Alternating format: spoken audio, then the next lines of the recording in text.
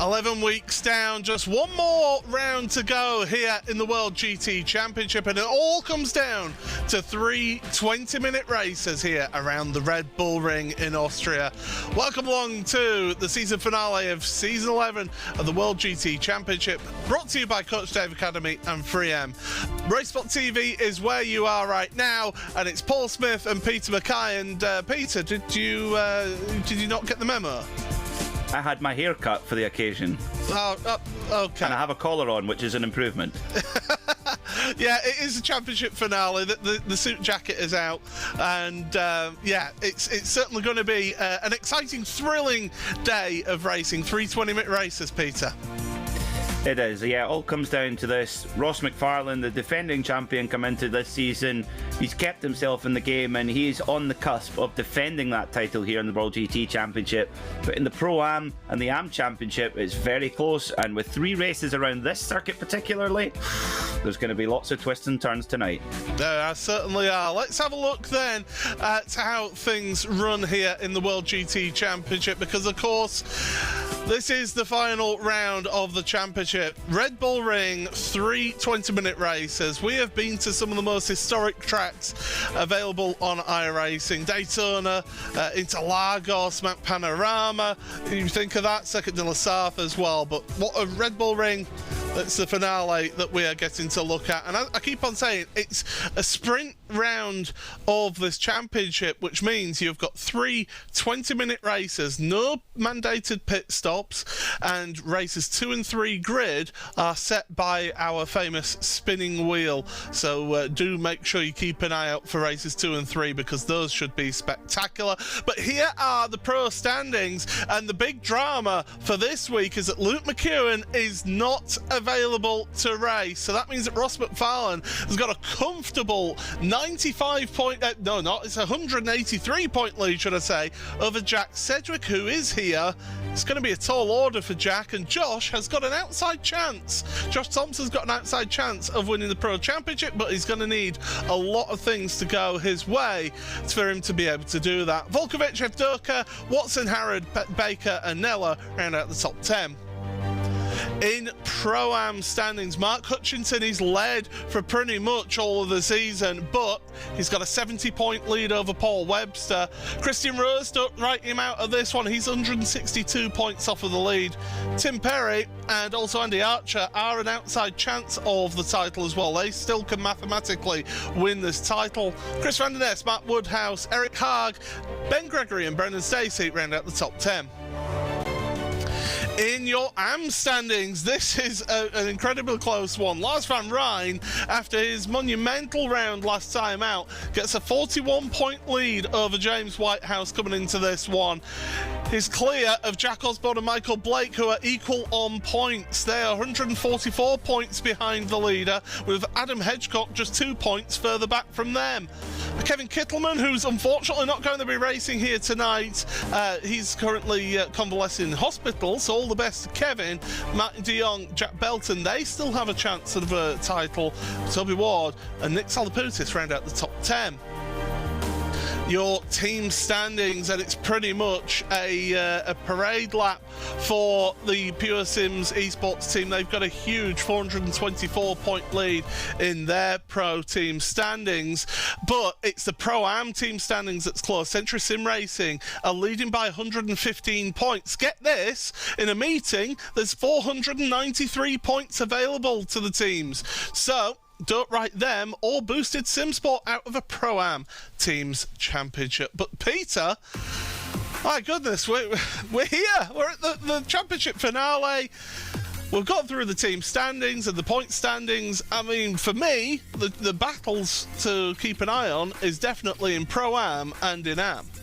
Definitely, yeah, absolutely. And you mentioned Lars van Rijn. I mean, he really turned the tables last time out a week ago and had a super run. Drove really smart in difficult conditions at the Hockenheim ring. And James Whitehouse, you know, he didn't have the best of days, so it really flipped around. 41 points is the gap coming into this round. But like you say, with a maximum score of 240 possible, there is a lot to play for. And as we know here at the Red Red Bull Ring, especially with the grid size we have here, the World GT Championship. Those first couple of corners, to get through there safely is paramount, but never easy. It certainly isn't easy, that is for sure. We've got 45 cars taking part here this week, so it's going to be a busy old track out there. Not the longest of tracks either, is it? So we're going to be getting lap after lap, quick action all the way through, and certainly it'll be one to not miss here tonight. And of course those reverse grids of race 2 and race 3, they will set the scene for the championship. But speaking of the championship, we can get to our first grid of the evening. And it is on pole position. Jack Sedgwick with the outside chance of a championship. He is on pole position, but starting alongside him on the front row of the grid is Ross McFarlane. Josh Thompson with Adam Watson then sharing row number 2. Great drive from the Porsche driver of Team Mad. Marvin Lesmorman and Reese Carroll, row number 3. Row 4 of the grid is Leon Penn, Ashley Finch with Adam Volkovich and Chris van der Nest atop Pro-Am in row number 5 with Michael Avdoka and Pete Harrod, row number 6. Row 7, Andy Archer and Philip Koenig with Christian Rose and Jack Osborne. What a drive for the AM up there on 16th place. Alex Neller and Mark Hutchinson, your Pro-Am Championship leader, share row number 9. Row 10 of the grid is going to be Tim Perry and Mike Horder. James Whitehouse, another one of your AM Championship competitors in 21st. Alongside him is Jensen Adriansons with Jonathan Walker and Lee Berridge on the next row of the grid. Row 13 is Martin de Jong with Adam State. Paul Webster, who's fighting for that Pro-Am standings, not starting in a good position in 27th, with Jesse Payne-Wilkins alongside him. John Roberts and Lars Van Rijn round out row number 15. Row 16 for Jack Belton and Andy Gilmore with Brendan Stacey and Adam Hedgecock. Then on row number 17, row 18 for Brian Crone and Simon Field. Row number 19 for Michael Blake and Nick Salaputis with Matt Woodhouse and David Nichols rounding out row number 20. Row 21, Eric Haag and Toby Ward. In the final few positions out there on the grid, Jeroen Kaiser, Selim Senturk and Nathan Healy in the venerable AMG Mercedes. Peter, thoughts before this first race? I mean, you called the World Touring Car Series just last Thursday. That was a dramatic end to the championship. What do you think for here tonight? I think for everybody's heartbeat, maybe just a couple of notches down from that. That was quite incredible. If you haven't seen it, go back onto our RaceSpotTV archive and watch that championship finale. Just drama every corner. It couldn't be anything else but touring cars. Tonight, well, let's see. I just hope we'll have some high-class motorsport. And with the World GT Championship, you've got a very strong case of that being, a very strong chance of that being the case. Yeah, we do want to wish Kevin Kittleman all the best after having a little bit of an incident. I'm sure he'll be watching tonight's events, and wish him all the best and hope to see him next season, because drivers are headed into the final corner of the track. And it's on Jack Sedgwick. Sedgwick is pulling away. He's gone early and he's got Josh Thompson coming with him. Green flag is out and we're underway for the first of 3 races. 20 minutes here in the World GT Championship. Across the line, they all go thundering. The question is, can we get through lap 1 nice and clean? Because if ever there was a track where things can happen, and speaking of things happening, there's cars all over the place out on the runoff there of turn number 1. But we're staying green so far because the track is clear into the heavy braking zone. Then officially this is turn 3, most people call it turn 2. They were going 2-3 wide into the hairpin there. Oh, checking up, there's cars going off into the runoff area as well. I believe that was Adam State for Satellite Racing. More running wide, one of the Century Sim Racing cars, but plunge downhill. This is a tricky braking zone, isn't it, Peter, down into that turn 4? Very much so, yes. You've got to get the car slowed down and tuck it in. It's you've got to watch out for rivals having a little dive bomb up the inside as well, so you've got to be careful. But great respect from all the drivers. They all get through more or less clean here in this opening lap at the Red Bull Ring. It's quite a short lap at this circuit as well, and with 44 cars on the track. Even though we've only got 20-minute sprint races, don't be surprised if we see some lap traffic for our leaders to deal with, and that will be tricky. I can tell you there's a yellow flag on my track map, and it is Jonathan Walker who's dropping all the way down to the back of the field. There he is on screen, and that's after the S's there at turn 7 and 8. He's getting back up and running, but he's got some damage to the front of his car. And the thing is, with this being sprint racing, you do not want to be heading further down the field at all, do you, Peter? Because you've only got that 20 minutes to run with here. That's right, yeah, you really are punished for it as well, because if you do make a big mistake, then the chances of you getting back into the reverse grid draw for race 2 are quite slim then, so then you really are up against it for the rest of the race meeting. But at the front of the field, Jack Sedgwick leading away, the new signing for Team Redline, Josh Thompson. He teased us with the paint scheme last week, and we thought, what's he up to? And it was announced the very next morning on social media, so congratulations, Josh, on the new contract. Well, one of the best teams in the business. Absolutely, one of the, I believe, the oldest team in sim racing as well. There's John Roberts making a move down the inside of James Whitehouse. That's a fight further down in your field, and that's 24th, 25th. And John Roberts just still side by side. You can do this, you can run the one way around, but you've got to be careful. A little bit of cooperation between the cars, though. That's really good to see as they come through the S's now. Roberts is in the prime position, and if Whitehouse is not careful, he's going to have cars coming past him. Martin de Jong is trying to make his way past in that Parabellum car, and in fact he does. Forces Whitehouse wide, and Whitehouse could be getting freight trained here. Yeah, that is the danger, and the field is tightly contested. There's a little bit of a trigger there as well as Brian Crone has a huge tank slapper, huge crash behind him. Oh, that's one of the Immortal. That's one of the Immortal cars. No, it's not. It's not. It's Andy Gilmore for Century Sim Racing, who's around. Adam Hedgecock is around as well.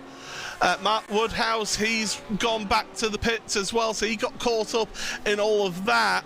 Fortunately for our AM Championship, James Whitehouse did survive that one. Ooh, sorry. But my goodness, no, you're absolutely right. I'm a little bit on edge as well. The thing for Whitehouse is he's ahead of Lars van Rijn. Here's a replay.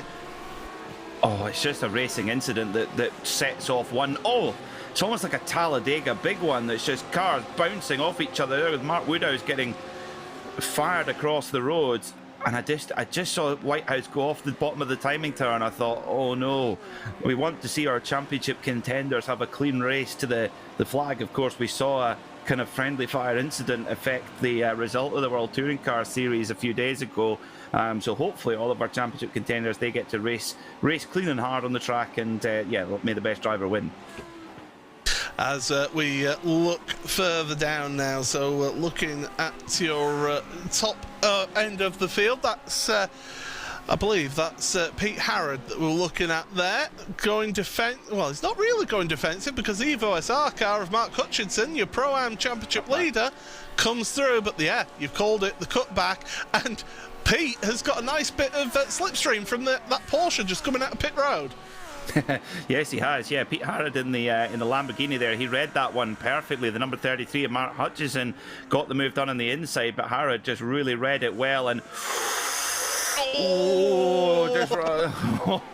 Mark Hutchison is room running out there, and Harrod has to give best. Hutchison hangs onto the place for now. And one of the German sim racing cars, that's Philip Koenig. He gets the move up the inside, so Pete Harrod loses 2 places in the space of 2 corners. If you're Mark Hutchinson right now, your heartbeat must be going at just like 180, 190 beats per minute, because he was almost squeezed off of the track up at turn 3. But yeah, that's real heart in mouth stuff.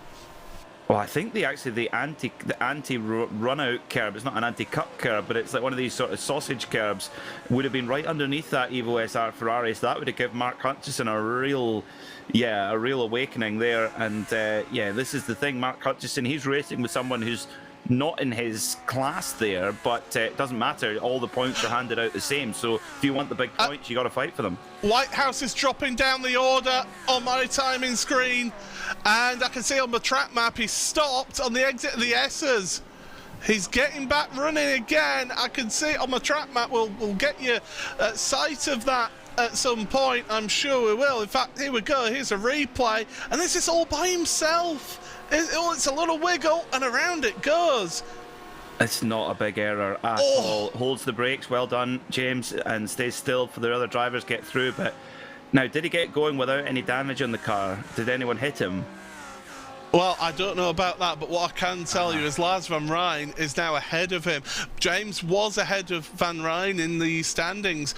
Now, it's important to point out in this championship finale as Josh Thompson goes to the lead of your race, although saying that, Jack Sedgwick is alongside him. Ross McFarlane doesn't have to race these two. He can sit back and afford to sit back. Little wiggle from Josh Thompson. It's Sedgwick, Thompson, McFarlane. I was just going to say, though, Peter, a lot of people, they'll be used to different classes of championship, and it's just whatever points you score against your class competitors. Not so in this one. If your points are scored on where you finish in this field, not where you finish in comparison to your class competitors. That's right, yes, exactly. So, you know, if you finish high up the order, you score big, and if you finish far down the order, well, you lose big. So, yeah, it rewards the consistent drivers. And, let's talk of the pro class. I mean, our championship leader, the defending champion, Ross McFarlane, with the #1 board on the side of the car, he has been Mr. Consistent. He's not won anything near as many races as second in the championship, Luke McEwen, who's not here, but he's just consistently picked up the points. And you know, I would be surprised to see him throw any kind of challenge here towards Sedgwick and Thompson unless the opportunity really presents itself, because he just doesn't need to do it, and he will gladly sit there, collect the points, and use his intelligence that he has in abundance. As Reece Carroll has a look up the inside. At turn 4. Does he get the move done? Not quite. Good start from Adam Watson there, up there in 4th in the Team Mad Porsche. Well, he started on that second row of the grid, didn't he? So, yeah, tremendous qualifying. And he has consistently been, in my opinion, the best Porsche driver out there in this series this season. He has just been able to extract something out of that car that others cannot do. I mean, even people like Christian Rose or Paul Webster, they've not been able to live with his pace in that Porsche. No, that's right. He's definitely been the top driver in the Porsche 911 GT3R, so we can unofficially give him the Weissach Trophy for the for this season for being the top Porsche driver, because it really has been. I mean, at the front though, Paul, it's more been about who's been the top driver. You know, you could win with the Lamborghini, you can win with the BMW, you could win with the Ferrari. Jack Sedgwick, Josh Thompson and Ross McFarlane have all proven that, and Luke McEwen, of course, was in the Lamborghini Huracan. So, you know, there is plenty of cars that you can win in, but it's normally, the funny thing is, it's normally the top drivers. They're just so clever at selecting the right car to just get the right balance of performance for the series. Now there you see the 091 of Jack Osborne. He is the top AM place driver at the moment in this race. He's up there in 16th place where he started. Now unfortunately, for Jack, should I say, he's 144 points behind Lars Van Rijn going into the championship here in the AM Championship, but he's in 16th place. Lars Van Rijn is in 33rd, so this is the type of drive that Jack needs here today if he wants to have any hope of winning the AM Championship. Well, that certainly keeps the mathematical chances alive. I mean, finishing in 16th place, that would score 47 points. So that would certainly help. But yeah, it's more mathematically. This is Lars Van Rijn's championship to lose here. Where the real threat comes from is James Whitehouse, and of course he's not having a good start to the day. Yeah, that was the main focus of the AM Championship, but fair credit to Jack. He is doing everything that he can to help himself and help his team as well, because of course the Pro-Am Teams Championship, Century Sim Racing lead that one by only 115 points. He is the race for 4th place now. The leaders have gapped these drivers out, and On the brakes, really good on the brakes in that Alfa Romeo. The Audi is having Les Mollman. I say Alfa Romeo because I saw a picture of the 1994 155 Silverstone today, and it just took my breath away. But there's Les Mollman having a look into turn 4. But Adam Watson, who joins us on the Zoom call each and every week. Great to have him. Thank you so much as well to all the drivers who have joined us, giving us that little bit of a unique insight behind the scenes. I think it's an essential part of what we do here at RaceSpotTV, and we try to bring sim racing to as many people as we can, and virtual motorsport and how competitive it can be. But also it can be a little bit confusing to someone who's maybe not watched virtual motorsport before. They're going, who's driving the car? How are they driving the car? And that gives us the insight into how it all works. We saw Adam there working hard behind the wheel of his simulator. Certainly do. Marvin Les Mollman has been another one of those drivers who has given us insight as well as to how they're going and how they go about their driving into turn 1. Over the curb slightly. It's not always the best line through turn 1 for Marvin, but we've got a slow moving Indy Autosport white car. It's Jensen Adrianson's, and I think it's fair to say he's had one heck of an introduction to the World GT Championship this second half of the season. Yes, let's say that. Yes, it's eventful, that's for sure, for Jensen's. Though, I've seen Jensen's drive incredibly well, really punching above his weight in other GT championships using the slightly more, slightly more aerodynamic and advanced GTE specification cars. So he can do it definitely in these GT machines. But yes, it's certainly he's had an incident magnet, it seems, through the first couple of appearances. But great to have the Indy Autosport team with us here in the championship. It's tight in the mid pack here, 4th all the way back to 8th with Michael Avdoka. Yeah, it certainly is. This has been some really good racing between these drivers, hasn't it? With Adam Watson holding fort in the Porsche. He's got the Audi behind. He's got a Lamborghini behind it. Well, 3 Lamborghinis behind them. Be careful running wide there, because it's so easy to pick up a slow down penalty if you go too far wide. You can also get yourself an instant point. Now, speaking of instant points, Peter, there's a few drivers already I can see that have got to be concerned with how they're going about out there, because once you hit 16 instant points, that's a drive-through penalty for you. That's right, and here at the Red Bull Ring, that's very easy to accumulate. So the iRacing instant points are handed out automatically by the simulator itself. It's incredibly clever, and if you break track limits, you're given 1 incident points, and that's where it's very easy to do here at a kind of more modern circuit like the Red Bull Ring. Then if you make a significant contact with another car, you get 4. If you have a spin, you have 2 incident points. So it's those 16 incident points in a race like this, it's very, very easy to get them just with track limits alone. Yeah, certainly. And as you say, around this venue as well, it is keen. I mean, personally, I would have the track limits even stricter, because drivers consistently going over Mark the your white bingo lines. cards, folks.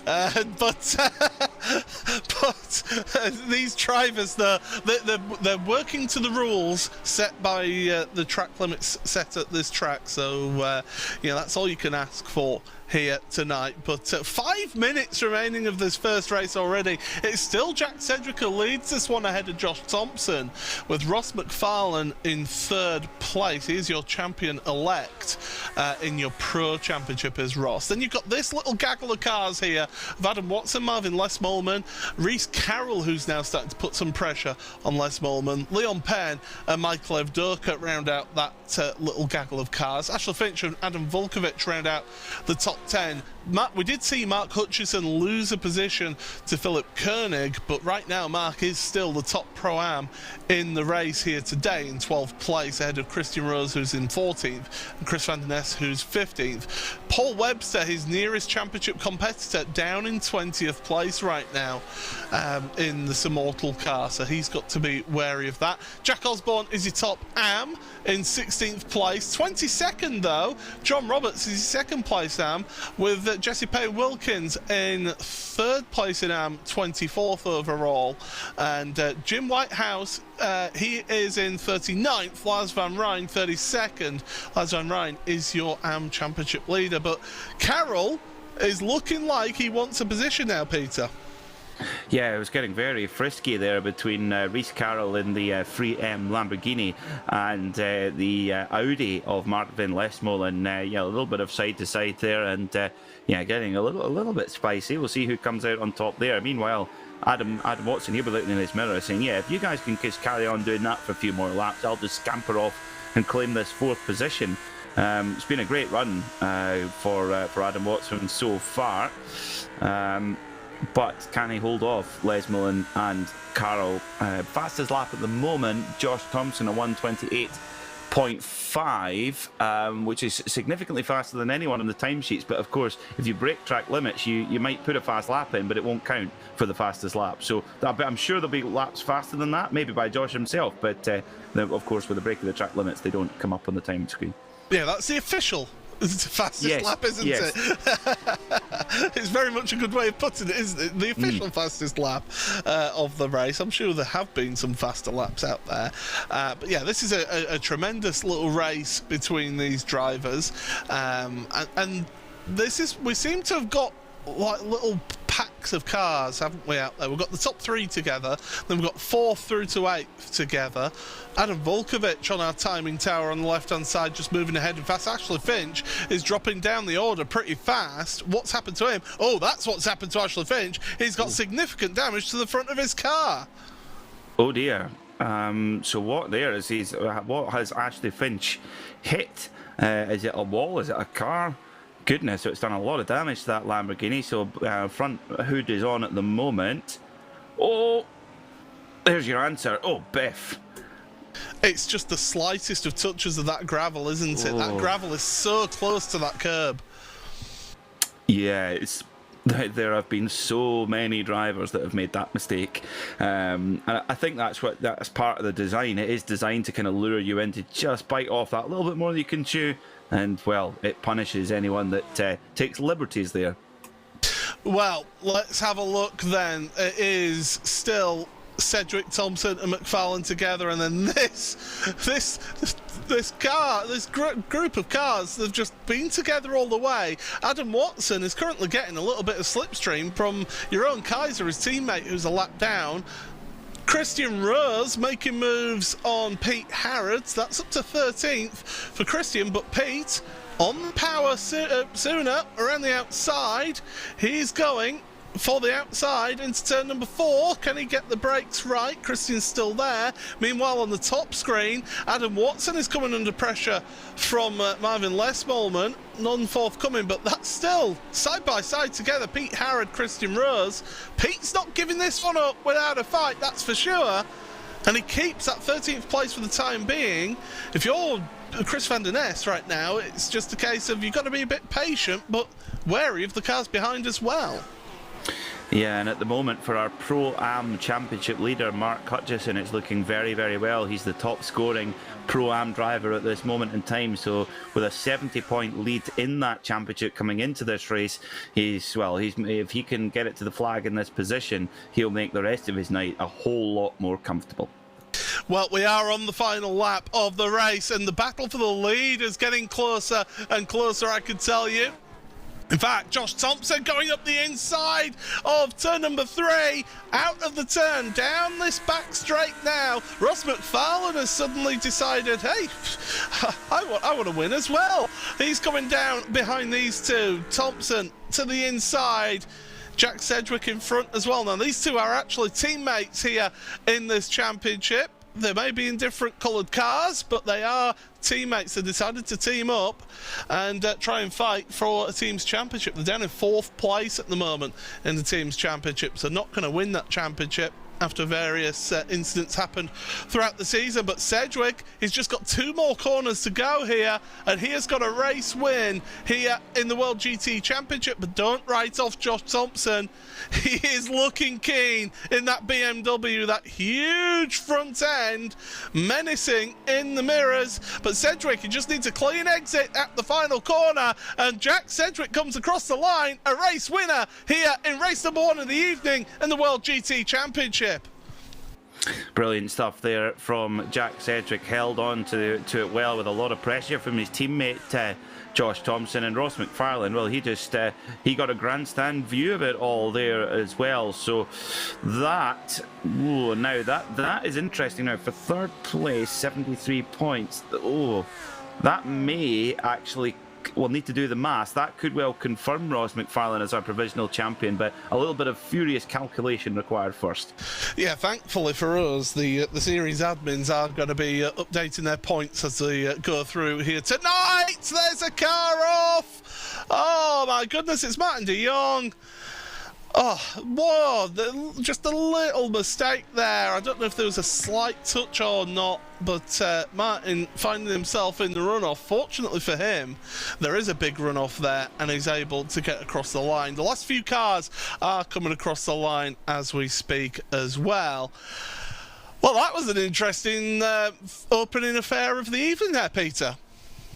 Yeah, that it was, and quite strategical at the front there between Josh Thompson and Jack Sedgwick. But Sedgwick getting another win in that Ferrari. He's had a good season, I think.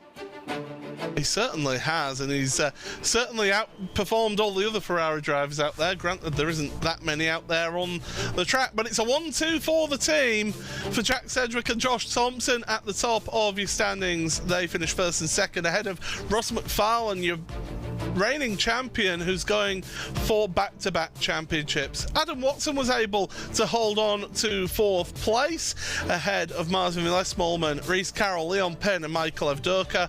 Adam Volkovic and Philip Koenig made it a good race for the German SimRacing.de team.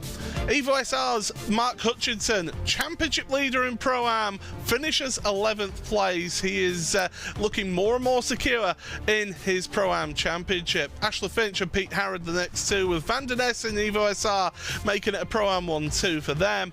Christian Rose for Pure Sim SimLab rounds out the podium for Pro-Am. Your AM winner, 16th place for Century Sim Racing, Jack Osborne. He finished where he started in 16th place. Tremendous drive from Jack to finish in that position. Mike Horder and Tim Perry ahead of Lee Berridge and Paul Webster round out your top 20. 21st Selim Centre, who actually started at the back of your field, so made up an incredible 23 places in that race for Team Year 1. John Roberts, 2nd place AM in Boosted Motorsport, with Jesse Payne Wilkins for Parabellum Racing Team. Guru in 3rd place in AM, 23rd overall. Jack Belton, Simon Field, Brian Kroon, and then Michael Blake, Jonathan Walker, recovering Jonathan Walker, Andy Archer and Alex Neller. Then it's Adam State ahead of your AM Championship leader Lars van Rijn in 32nd. Martin de Jong, Jensen Adriansons after his issues out there. Toby Ward, Brendan Stacey, Nick Salaputis, David Nichols, James Whitehouse, the last of the lead lap drivers, 2nd place in AM. That is not the position he wanted to be in at the end of that one. Jeroen Kaiser, 1 lap down, as were Matt Woodhouse, Andy Gilmore, Adam Hedgecock and Eric Haag. For the penultimate time here, Peter, we get to have the spin of the wheel to decide who's going to be on pole position. Well, let's see how that one shakes out as well, and depending where this lands, this could have a big effect on the fight for the AM Championship, of course. James Whitehouse finishing down in 38th. He'll be hoping for a full reverse. Oh, this could actually be a no reverse. We've got to wait for it to stop and give us the yellow light, but well, that's a turn up for the books here, Peter. In this finale of the championship, there is no reverse grid, which means Jack Sedgwick gets to start on pole position here. Well, that's interesting because this puts not only Jack Cedric in a great position to get second in the championship, but also Josh Thompson as well. If you can get a good couple of results here in the next two races, well, both Cedric and Thompson could hop past Luke McEwen and put McEwen back to fourth. I can tell you that the admins have been furiously working behind the scenes. I could tell you that Ross McFarlane now has a 175-point lead in the Pro Championship. Nobody can catch him because there's only 170 points remaining. So congratulations to our Pro Champion of Season 11 of the World GT Championship, Ross McFarlane. He did everything that he needed to, and he's got that Pro Championship there, Peter. Really well deserved for Ross. I mean, he's had to fight against the gold standard in the championship all year around, all season long has been Luke McEwen. Luke's pace has been incredibly ominous at times, but Ross, as is always his way, he's got that wonderful serenity about the way he goes about his motor racing. He didn't panic, and he just kept collecting the points and just kept himself in that game. And things have certain situations have transpired over the course of the championship.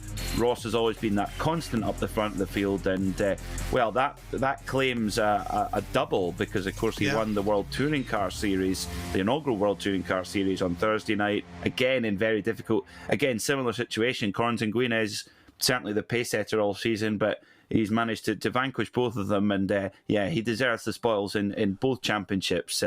Quite impressive. I do want to apologise if I'm looking over my shoulder. It's where my updated points are at the moment. I've got that many windows open here on the screens. It's a case of where do you look. Now, Pro-Am. Let's have a look at the Pro-Am Championship, because there's only 3 people now who can still win that championship. Mark Hutchinson has an 88-point lead now going into this next round of this series, ahead of Paul Webster. Christian Rose, he needs Mark and Paul to not score any points, and Christian needs to win the final 2 races and get fastest lap in both those races. I think we can write out Christian is 170 points behind, and there's 170 points available. Mark and Paul... This is not a Disney film. Yeah. Yeah, absolutely. Lightning McQueen, I don't think could even do that. So, but yeah, that all season long. Lightning McQueen impression. I don't do impressions. Mark Hutchinson and Paul Webster. Dear me, it's been a long season. Hutchinson and Webster, though, that has been a tremendous race and fight all season long, and it's still not over yet for those two. No, not at all. I mean, in the AM Championship, the kind of potential point swings are bigger. The gap coming into this round was 41 points. Lars van Rijn will have added a little bit to that, but not huge amounts. And I'm sure, James Whitehouse would have been hoping for a full reverse to give him a chance of a big score. So it's all about that big score for the AMs. And that reverse grid spinny wheel for race 3, that's vital, I think, to the outcome of the AM Championship. Certainly is. Let's have a look at the AM Championship, because it's just 52 points between Lars van Rijn and James Whitehouse. Still with a possibility, Jack Osborne with a tremendous result, and what a reverse grid draw for Jack Osborne there. Finished 16th after qualifying there, so he's on pace. There's no doubt about that. He's gone for a really good chance here, starting from 16th on the grid, so don't write him out. Michael Blake, Adam Hedgecock, I think we can write out of this one, because they're 140 and 157 points off in their particular positions. But Jack Osborne, never say never here. Maybe it is going to be a Disney film after all. You never know. Very interesting indeed. And that's the thing is with the AM Championship. You look at Ross McFarlane's total coming into here was in the Pro class 1,746. For AM, Lars van Rijn Championship leader was 956. So that big score. If you can get even a top 10, it's massive. It's a huge haul of points. So yes, it's there is that potential there, and Lars van Rijn, he'll just be hoping for a clean run this next 2 runs, because he's got the lead. Better have the lead than not. It just clean run, keep the car at the barrier, and just trust that your pace will be good enough. That first race did help, and I mean, your heart must have dropped for James Whitehouse when he had his spin in that first race of the evening. In your Pro-Am Teams Championship, it is still 115 points between Century Sim Racing and Simortal. Boosted Sim Sport are now out of that championship fight, and it's also congratulations to the Pro Teams Championship for Pure Sims Esports. They've got it confirmed now. They are the Pro Teams champions. There's another championship that we will give confirmation to here as well, if my director is listening into that queue, and that is the Enduro Cup. We mentioned this last week, but we want to give it final confirmation here. Luke McEwen, unfortunately, isn't going to win the championship in the pro standings here today. Is a champion this season. He won the Enduro Cup, but only by 5 points over Mark Hutchinson. Yeah, it was a great run there from Mark Hutchinson. It shows you just how important that was to his fantastically consistent run towards a good lead in the Pro-Am Championship, and he's in a great position to claim that championship in the next race or two. But yes, it just narrowly scoring enough points. But I think that is just, I think, for Luke McEwen, because in the endurance races particularly, we really saw just how impressive he was. I mean, the race at Sebring, he won by a postcode. It was quite a masterclass out there, so that is well deserved. Yeah, he was in Florida. Everyone else was still stuck in Alabama or somewhere like that. It was absolutely tremendous, the performance from Luke in that Sebring race. It was absolutely wonderful. So congratulations to Luke for his Enduro Cup championship win there. But we've got 2 more races to go here this evening, so do not go anywhere, because we've still got a Pro-Am Championship to decide, an Am Championship to decide, and also the Pro-Am Teams Championship to decide here. That Pro-Am's Team Championship should actually go down to the final race of the evening. So too should the Am Championship of this one. I mean, Peter, now if you're someone like Mark Hutchinson or even Lars van Rijn, do you take a different approach to the races, or do you race it as you have done all season long? Oh, well, that's the thing, is, I mean, with the logical head on sitting in our comfortable seat in the commentary box, you would say just drive it as you've always been doing, but that's the logical way to go about it. However, when you're in that pressure cooker situation of getting the car over the line to win a championship, it's a huge mental challenge. I'm sure both the drivers in question, Hutchinson and Van Rijn, are up to the challenge, but I feel for them right now, because they'll have worked so hard for this. I mean, Paul Webster, we spare a thought for him as well. 2nd place in the Am Championship coming into this round.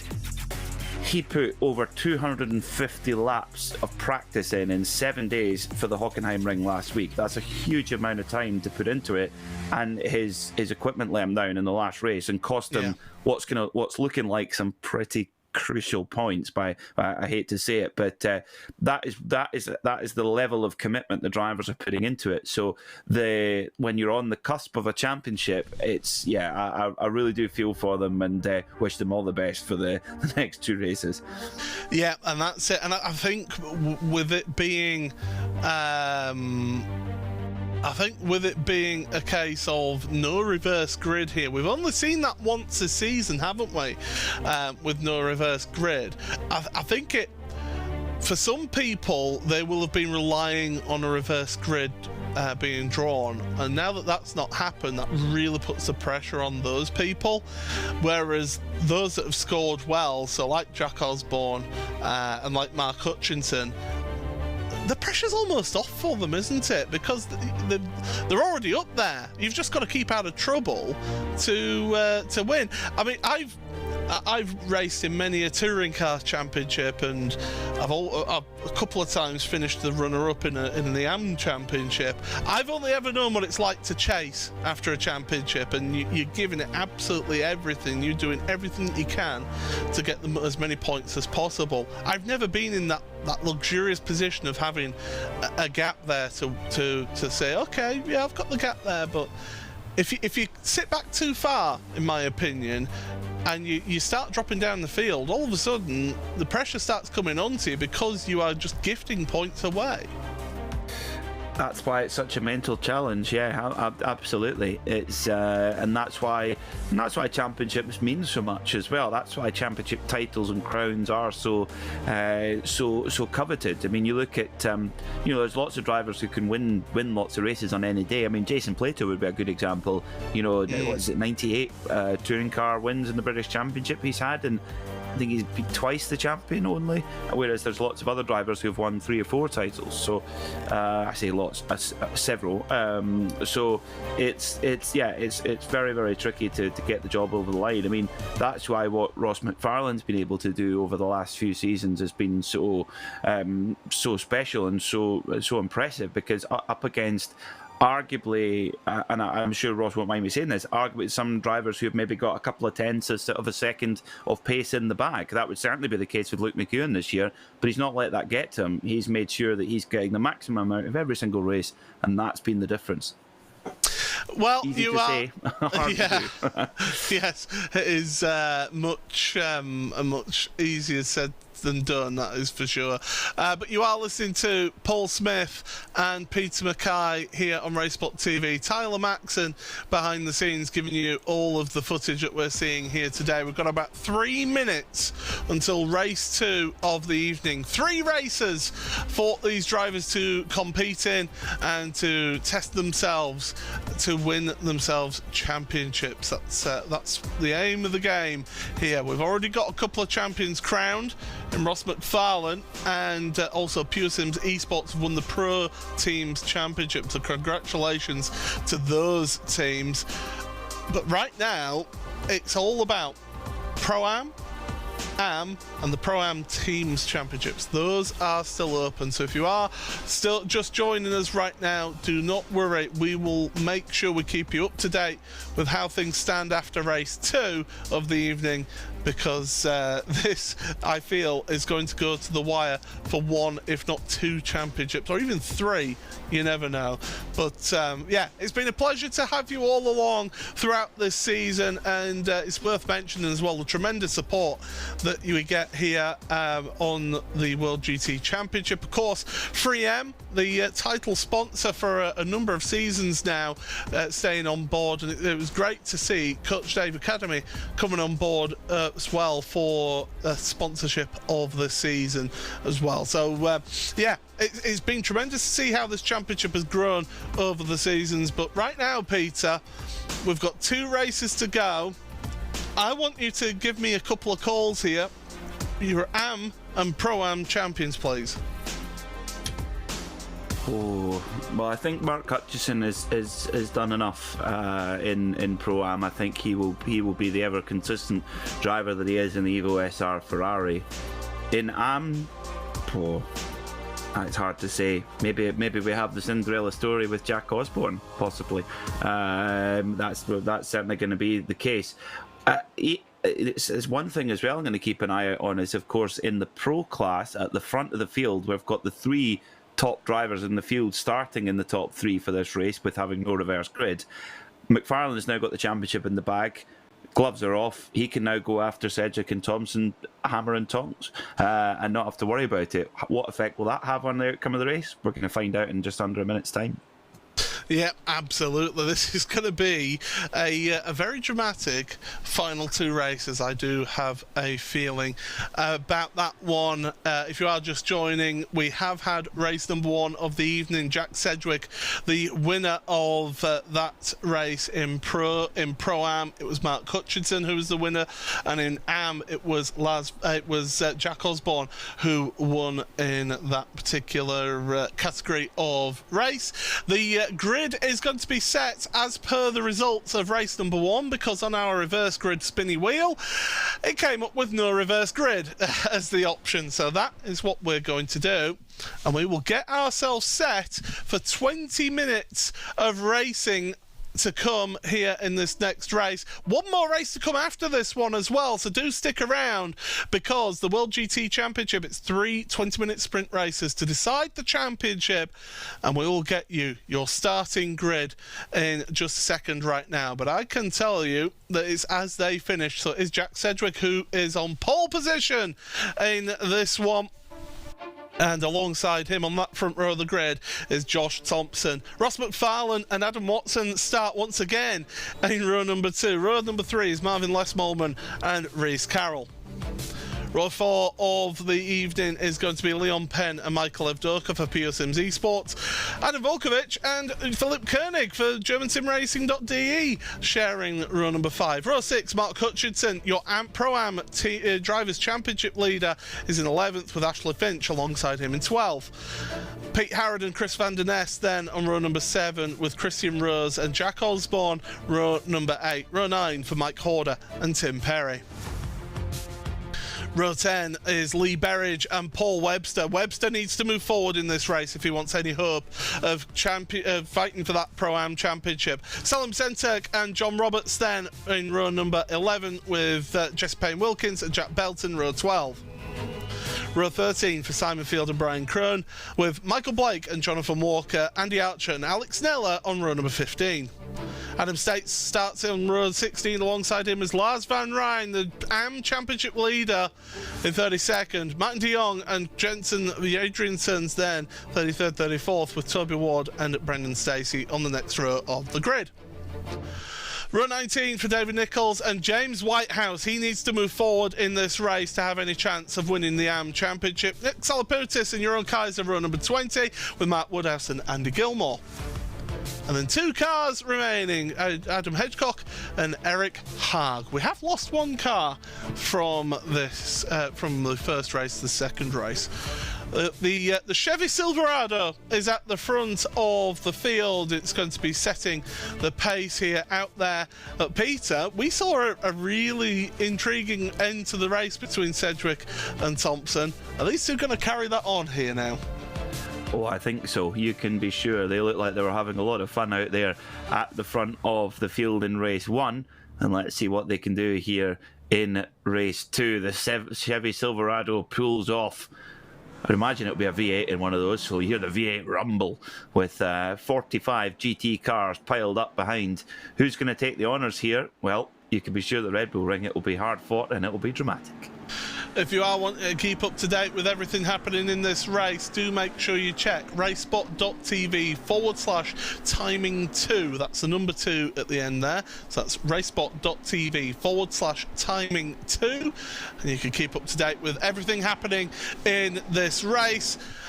It's a pleasure to have you all along here. We've got 2 more races to go here in the World GT Championship. Now, Sedgwick went early last time. This time, he's holding the pack back. He's waiting until the last minute. Now he's launching. The green flag is in the air, and we're underway for 20 more minutes of racing here in the World GT Championship. Down towards turn number 1. Will they all manage to get through nice and clean once again? It was a clean start in race 1. Will we get that again in race number 2? Everybody working their way through. 1 car, 2 car running wide through turn 1, but everybody keeping it clean right now, which is good to see. 2 wide for the lead, though, between Sedgwick and Thompson. Into turn 3, Thompson the long way round. You can get in the power early and carry that speed all the way down to turn 4. Ross McFarlane is trying to get involved in this one as well. He wants to get a race win before the end of the season, but it's Thompson who's just a nose ahead as they head into the brakes of turn number 4. Around they go. And still side by side. Thompson's going to have to relinquish that one, Peter, but it's a really, really exciting start to this race already. It's fantastic stuff. And oh, here comes Thompson now. Has he finally got enough of a gap to make a move here on Jack Sedgwick in the Ferrari? Jack Sedgwick gives him plenty of room and tries to carry the speed around into the S's. Is that enough to hold on to it? Yes, it is. And McFarlane in the white and blue Lamborghini, he's going to have a look. And look at Adam Watson in the Porsche. He's having a go. 4 manufacturers in the top 4. Magnificent. This is tremendous stuff. McFarlane's just having to slip back in behind Thompson, which will put him under threat from Adam Watson behind in that Porsche. So it is across the line. Ferrari, BMW, Lamborghini, Porsche, Lamborghini, and then an Audi. So great to see this balance of performance here. It is just absolutely wonderful that the balance of performance absolutely spot on. Reece Carroll moving ahead of Adam Watson here. So Watson just losing out through turn 1. They go through this left-hand kink, which is officially turn 2, and then uphill braking into turn 3. And Josh Thompson is making moves. So too is Michael Evdoka and Marvin Lesmulman as well. Too wide for the lead though as they head on down towards turn number 4 once again, and Thompson's try as he may just can't get past that Ferrari. Seems rapid down the straights. Yeah, this is great to see the top 3 drivers in at this championship with the shackles off. There's no pressure now. They can just go for it. I mean, the only thing we could say though is that there is a chance if Josh Thompson has a really strong race 2 and 3 and beat Sedgwick in both races, he'd need to score big and Sedgwick hit problems. But Josh Thompson could potentially pinch the championship position, the second position of Sedgwick. It would require a little bit of movement, but it's not out of the question indeed. So let's see how that one plays out. And of course Ross McFarlane, he's got the championship in the bag now and he just wants to go for the win. Keeping an eye on the rest of your field as well, Mark Hutchinson has got his teammate Chris van der Ness behind. We've seen how good van der Ness is at defending, so Mark Hutchinson has got a rear gunner right there that's really helping him out. Paul Webster has gained 1 place in this race so far in his immortal Porsche, so he's up to 19th, but he needs more than that to be able to fight for the Pro-Am Championship. In your AM standings, just looking down the order, what's happened to Jack Osborne? Here comes Thompson. He's 21st as Thompson's having a look again. This is just going to be all the way through this race, which is tremendous. But yeah, Jack Osborne's dropped down to 21st in this race right now, but he is still the leading AM. In terms of the AM Championship leader, Lars van Rijn, he's actually directly behind James Whitehouse. Well, in those positions, there's only a couple of points between each position. Now, who's that off? Who's that gone off into the kitty litter? Oh, Marvin Lesmullen in the Audi. Really well done to get that car back onto the track surface quickly and keeping it all in a straight line roughly. So the ultimate disaster averted there for Lesmullen, but does drop quite a few places at this early stage as well. And yeah, don't write off Adam Watson. He's right in there with Reece Carroll in the Lamborghini just ahead of Evdoka. And of course we saw Evdoka putting a pretty strong move there on Leon, on his teammate, on one of the German sim racing Audis. That was Philip Koenig. So yeah, we know that Evdoka's not shy of getting his elbows out as well, but it's Sedgwick who still leads in that turbocharged Ferrari 488 with Josh Thompson right behind with the similarly turbocharged BMW. Was Les Molman pushed, or was he, or did he do it himself? That's because, as we saw in race number 1, it's very easy to end up on the gravel on the exit of turn 4 and end up spinning round. Jonathan Walker is on pit road, and it's not been a season to remember for him. For Mr. Freeham himself, competing in this championship, and yeah, I think he'll be glad to see the back of this season. He's not had a good season.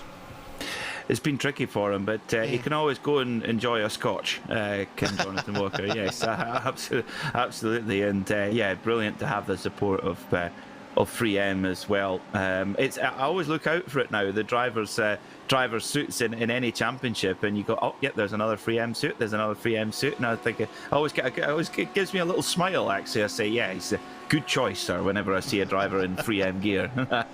Yeah, absolutely. It's over this camera that's on the track floor now, as up they go. So there is the 2 Evo SR cars ahead of Les Molman.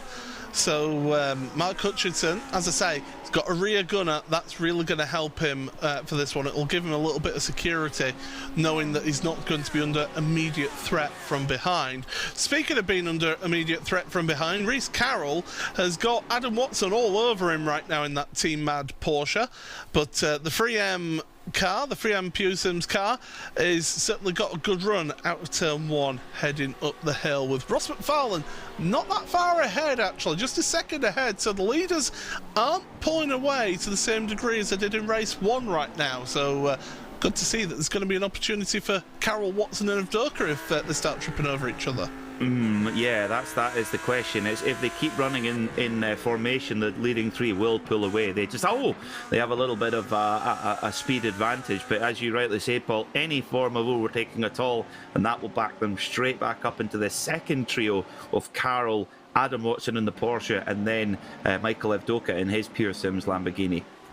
Yep, certainly. Ashley Finch, who we saw finish race number 1 without the front end of his car, he's now back out there, fully repaired car, and he is racing against Chris van der Ness, who has actually lost a position to Marvin Lesmolman. So Lesmolman has made it past van der Ness, and he'll be looking at the car in front of Hutchinson, Will Lesmolman, but van der Ness, he's got Ashley Finch behind him. Finch is a quick driver, so do make sure that you keep an eye on him, because he can pull off some tremendous moves. Cedric just setting a new fastest lap of the race. It's 1 minute 28.580. That was a tenth faster, or half a tenth faster, should I say, than Josh Thompson behind. But Ross McFarlane 600th quicker than our leader Jack Cedric there as well. Interesting, Ross McFarlane last lap last time by, his 128.520. His best on the timing sheet is a 129.4. You think that's not his best? That's more. That's his best official lap. Certainly, yeah. Again, it's that whole thing of official lap and unofficial lap and track limits and things like that. Yeah, absolutely. It shows you the game, though. Yes, it does. It really does, yeah. And it's those little gains that you need. Now, looking further back, Jack Osborne, he's been falling down the order here in this race. He's down to 22nd now, as Adam State as well is a little bit side-by-side action with him and Simon Field. And I think these are drivers here where they've had the good days and they've had the bad days, and they'll want to finish on a high here, especially State and Simon Field. Yeah, let's see how they can do. Of course, Adam State, one of the few Porsche runners in the field. Certainly looks fantastic, that car, and that lovely blue, fighting away there with is that Jack Belton in front of him in the Slovakia Audi? Yes.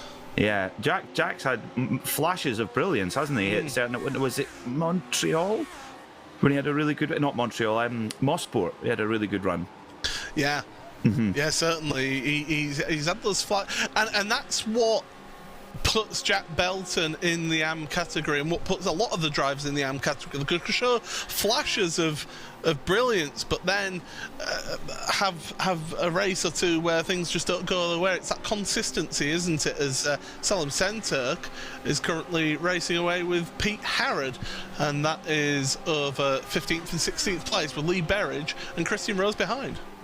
This is a great climb up the field from Selim Senturk. Of course, he started at the back in race 1, and he's quietly as Selim Senturk can, has picked his way through the field. And this is a really good drive from the year 1 driver in his Audi. He joined the championship relatively late, but if he gets a full season next season, Paul, watch out for this man Senturk. He's fast. Yeah, there's a real crop of fast Turkish drivers coming through sim racing right now, and he's certainly part of that crop of young, quick talent to grace us with their presence. So it's great to see Selim in this season taking part, and hopefully we do get to see him for a full season next time out. There's Mark Hutchinson, current Pro-Am Championship leader.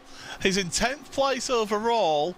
His nearest championship competitor, Paul Webster, is in in 19th. So right now, things going very well. And do you know what? He's not even fighting this one with Marvin Lesmallman, is he?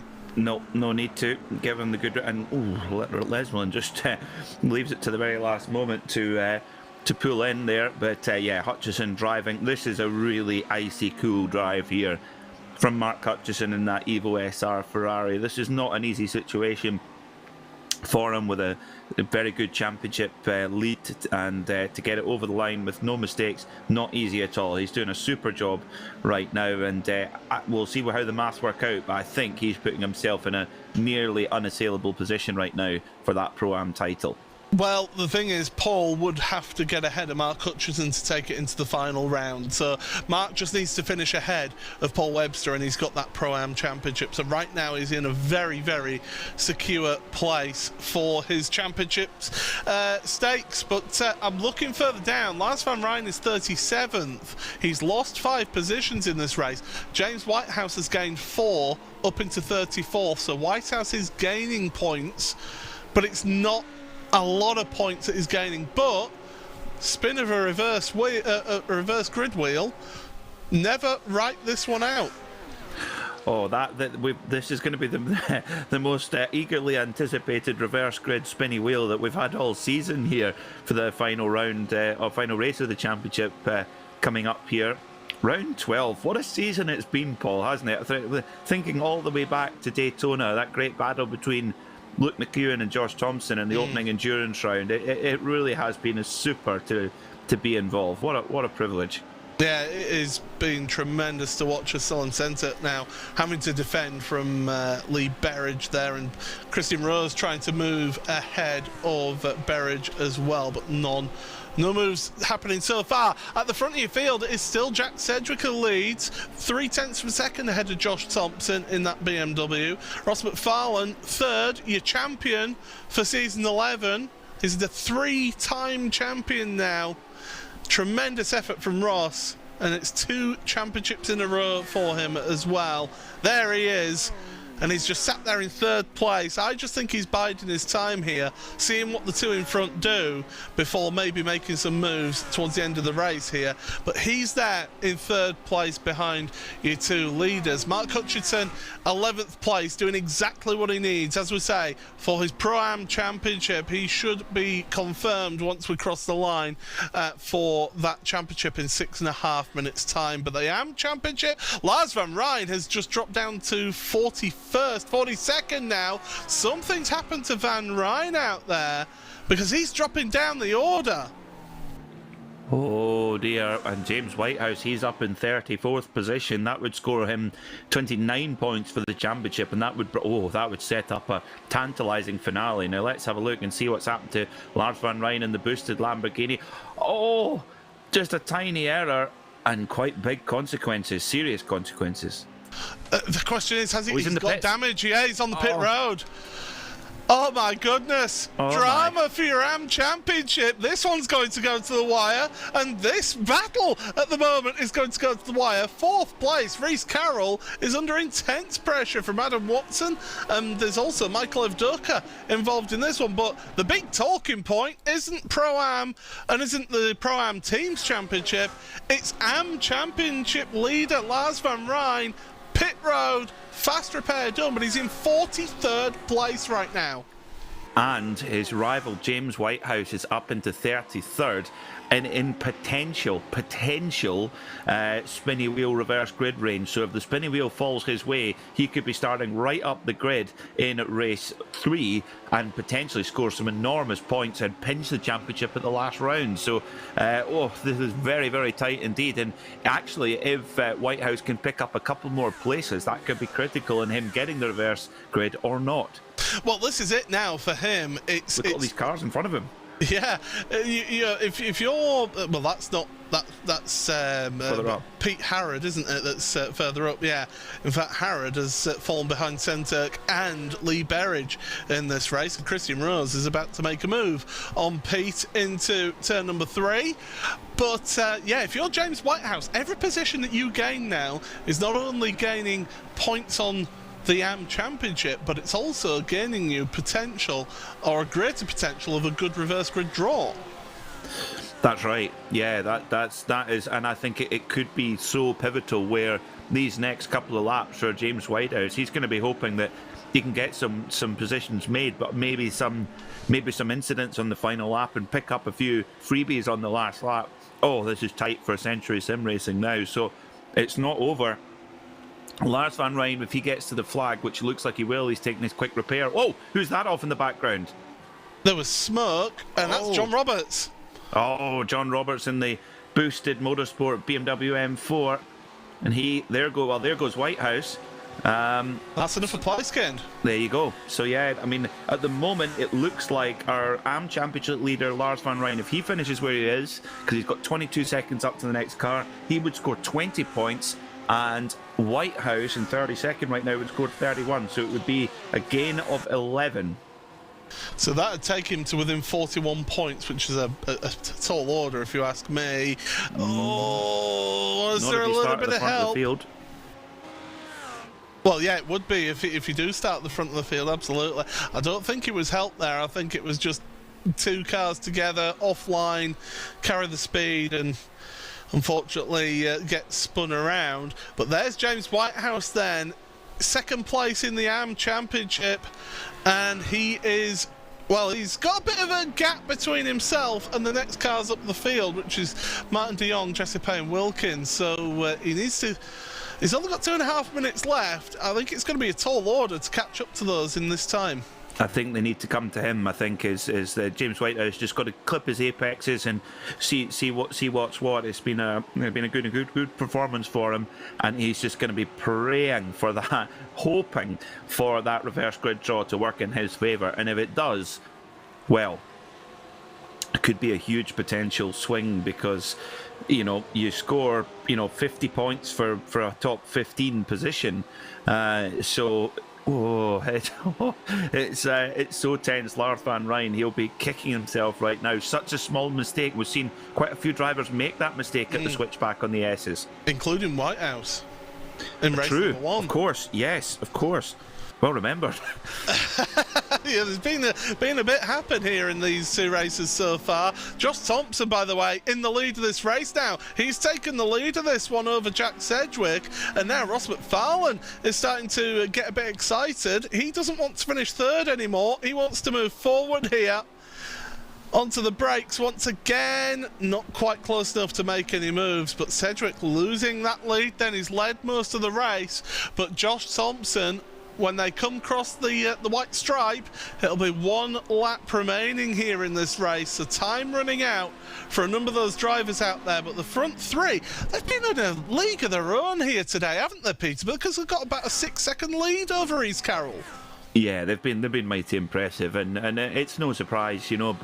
All of these drivers have multiple wins in this championship, and with a bit of just a little change in fortune, Jack Sedgwick really could have been in this championship fight as well. He's had I need to look back at the stats. He may well have actually had more wins than McFarlane, but he's had a couple of lower scores as well. But Sedgwick, I think, it's no surprise he has speed for a championship challenge, as does Thompson. But that's the difference, is that both Thompson and Sedgwick have hit issues, whereas McFarlane's kept them to a minimum.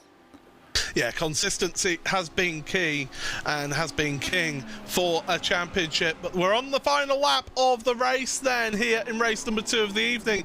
There is one final race to come up here, so do stick around, because we've got one final race of the championship, and it will be last day of the school. I do feel that that's going to be the case here for this final round of the World GT Championship. But Thompson leads ahead of Sedgwick and McFarlane. I think these three are going to stay as they are right now, because McFarlane's not close enough to Sedgwick to make any moves. Sedgwick, he has got a little bit closer, but never know. Well, he does look racy. I tell you, that Ferrari's got some brilliant change of direction, and it's so good and so balanced through the corners, where I think the BMW's a little bit more of a wrestle job for Josh Thompson, of course, the man from the Isle of Man. Busy couple of weeks coming up. Of course, Isle of Man TT fortnight. Oh, I'm excited. I'm so excited. Well, Get excited for the final corner because Josh Thompson is going to be a race winner here in the race number 2 of the evening, the World GT Championship, with Jack Sedgwick second, Ross McFarlane once again third place. So Sedgwick and Thompson change positions compared to race number 1. Reese Carroll comes across in 4th place, and look back because Mark Hutchinson coming across the line. He is going to be your Pro-Am champion here in season 11 of the World GT Championship. He's beaten Paul Webster out there on track. Webster ends up in 12th place in the end, but there you are, your Pro-Am driver champion, Mark Hutchinson. Fully deserved there for Mark Hutchison in that Evo SR Ferrari. He has been the class of the field all season long in Pro-Am.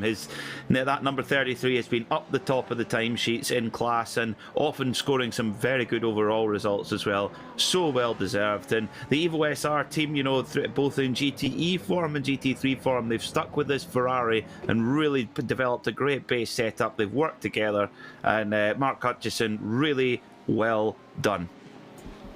And Paul Webster, going to congratulate him as well. I love it. And, you know, you can tell how happy he is, and I don't blame him, because to win a championship, it takes a lot. And yeah, congratulations to Mark. Here are your unofficial race results for race number 2 of 3 of the evening. It is Josh Thompson then. It's another 1-2 for the team, because it's Josh Thompson this time ahead of Jack Sedgwick. So those two positions switched around from race number 1. Ross McFarlane with another podium to his name for Pure Sims Esports. Reese Carroll, Adam Watson, Leon Penn ended up in 6th place ahead of Philip Koenig and Michael Evdoka. Adam Volkovich and Marvin Lesmallman rounds out your top 10. As we see there, Pro-Am winner of the second race of the evening and drivers champion for Pro-Am, Mark Hutchinson for Evo SR, ahead of his teammate Chris van der Nes as well. It's a 1-2 for Evo SR in the Pro-Am Championship. Ashley Finch is 13th, with Tim Perry from Boosted Verage finishing 3rd place on the podium in Pro-Am. Salomon Senturk, great drive for him, up to 15th place ahead of Lee Berridge. Pete Harrod, Paul Webster, Christian Rose and Alex Nella round out your top 20. Mike Horder then in 21st ahead of Adam State. Jack Osborne does end up winning the AM class race here, down in 23rd though. That's not where he would have wanted to have finished compared to race number 1's result. Jack Belton, great second place for him in AM to finish 24th ahead of Andy Archer, Simon Field. Jensen Adrianson's able to get a result there ahead of Brian Krohn. Michael Blake is 3rd place in AM, and Jess Payne Wilkins 30th place. John Robertson 31st, and James Whitehouse, that is big for him, 32nd place. He needed that finish to finish ahead of his championship rival.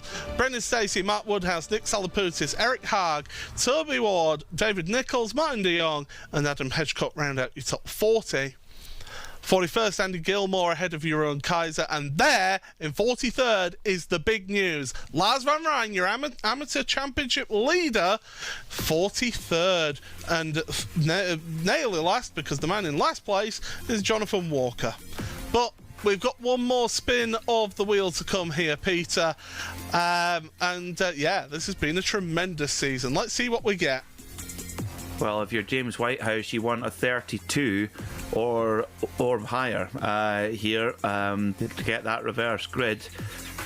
And I don't believe it. Is it going to be 31? Oh, you never say never. No, I think it is just going to stop short. Is that one? And yes, that is going to be 29, the reverse grid for the final race of the evening. So that means Michael Blake for Simmortal is going to be starting on pole position for race number 3 of the evening here. Wow. First of all, we must say congratulations. I know we've said it a couple of times, but congratulations, Mark Hutchinson, for winning the Pro-Am Championship. It's certainly not easy to win a championship, especially in a series this competitive, and especially when you consider those drivers out there on track that you're racing against. Yeah, there's some huge names in the Pro-Am Championship. Such depth, such strength and depth in that championship. And yeah, you know, looking at some of the I ratings. I know I ratings aren't everything, but there's so many really, really strong drivers in that class. And Mark Hutchison has just been able to just deliver with so many top 15 finishes, and that's been the difference. I think you've also got to say a lot about the Evo SR outfit as a whole as well, because often we've seen them running quite close together on track, and they've dovetailed with each other really, really well. I mean, in that first race, Chris Van Den Ness was, you know, basically on the tail of his teammate, giving him that really just that extra bit of comfort. If you're trying to win a championship and you've got your teammate behind you who's fully on board, that makes life a lot easier. So I think you have to say a lot about the Evo SR team as well, as Mark himself. So yeah, thoroughly deserved. But we've got this AM Championship to sort out, and I think if you listen very carefully there, you could just about hear Lars van Rijn sighing with massive relief after that spinny wheel just stopped in time, because a couple more turns and James Whitehouse would have been starting at the front of the field. I could tell you right now, the points have updated on the sheet that we have from the admins. Lars van Rijn has a 42-point buffer right now. So basically, if you're Lars, you just need to get a finish really here. Given where James Whitehouse is starting, he's going to be starting in 32nd place. I mean, how heartbreaking is that for James that he was just 3-4 places off of getting a pole position right there? But yeah, stranger things have happened in motorsport. Yeah, no question about it. No question about it. It's you know, if there's issues for you know, well, if you look at it, if we've got 44 cars in the field, if Lars van Rijn were to finish last of those, he would score 19 points. And what was the gap again, Paul? Tell me. It is 42. 42. So it would need to be. He would need to score 62 points. So it would need to be a 7th place finish overall for James Whitehouse. That is a tall order. But as you said, it's not out with the realms of possibility, especially in a reverse grid race. I mean, it is the answer to the meaning of life, the universe, and everything is 42. But it's not the answer that James Whitehouse wanted out there. He wanted that to be a significantly lower figure. Yes, he did. Yeah, that absolutely. But you know, it's. I think this has been when you're in a championship. It's in those last couple of rounds you have to step up and you have to deliver. And Lars van Rijn is really, apart from that mistake there in race 2, which you could argue he could afford. You know, particularly last week at the Hockenheimring, I think that was the turning point in the AM Championship. James Whitehouse had a difficult meeting last week at the Hockenheimring, whereas Lars van Rijn was just the master of consistency with some great finishes, and that was that real, you know, penultimate knockout blow that put him in such a strong position coming into this final round. Well, it is going to be the final race of the evening, and of course that means of the season as well.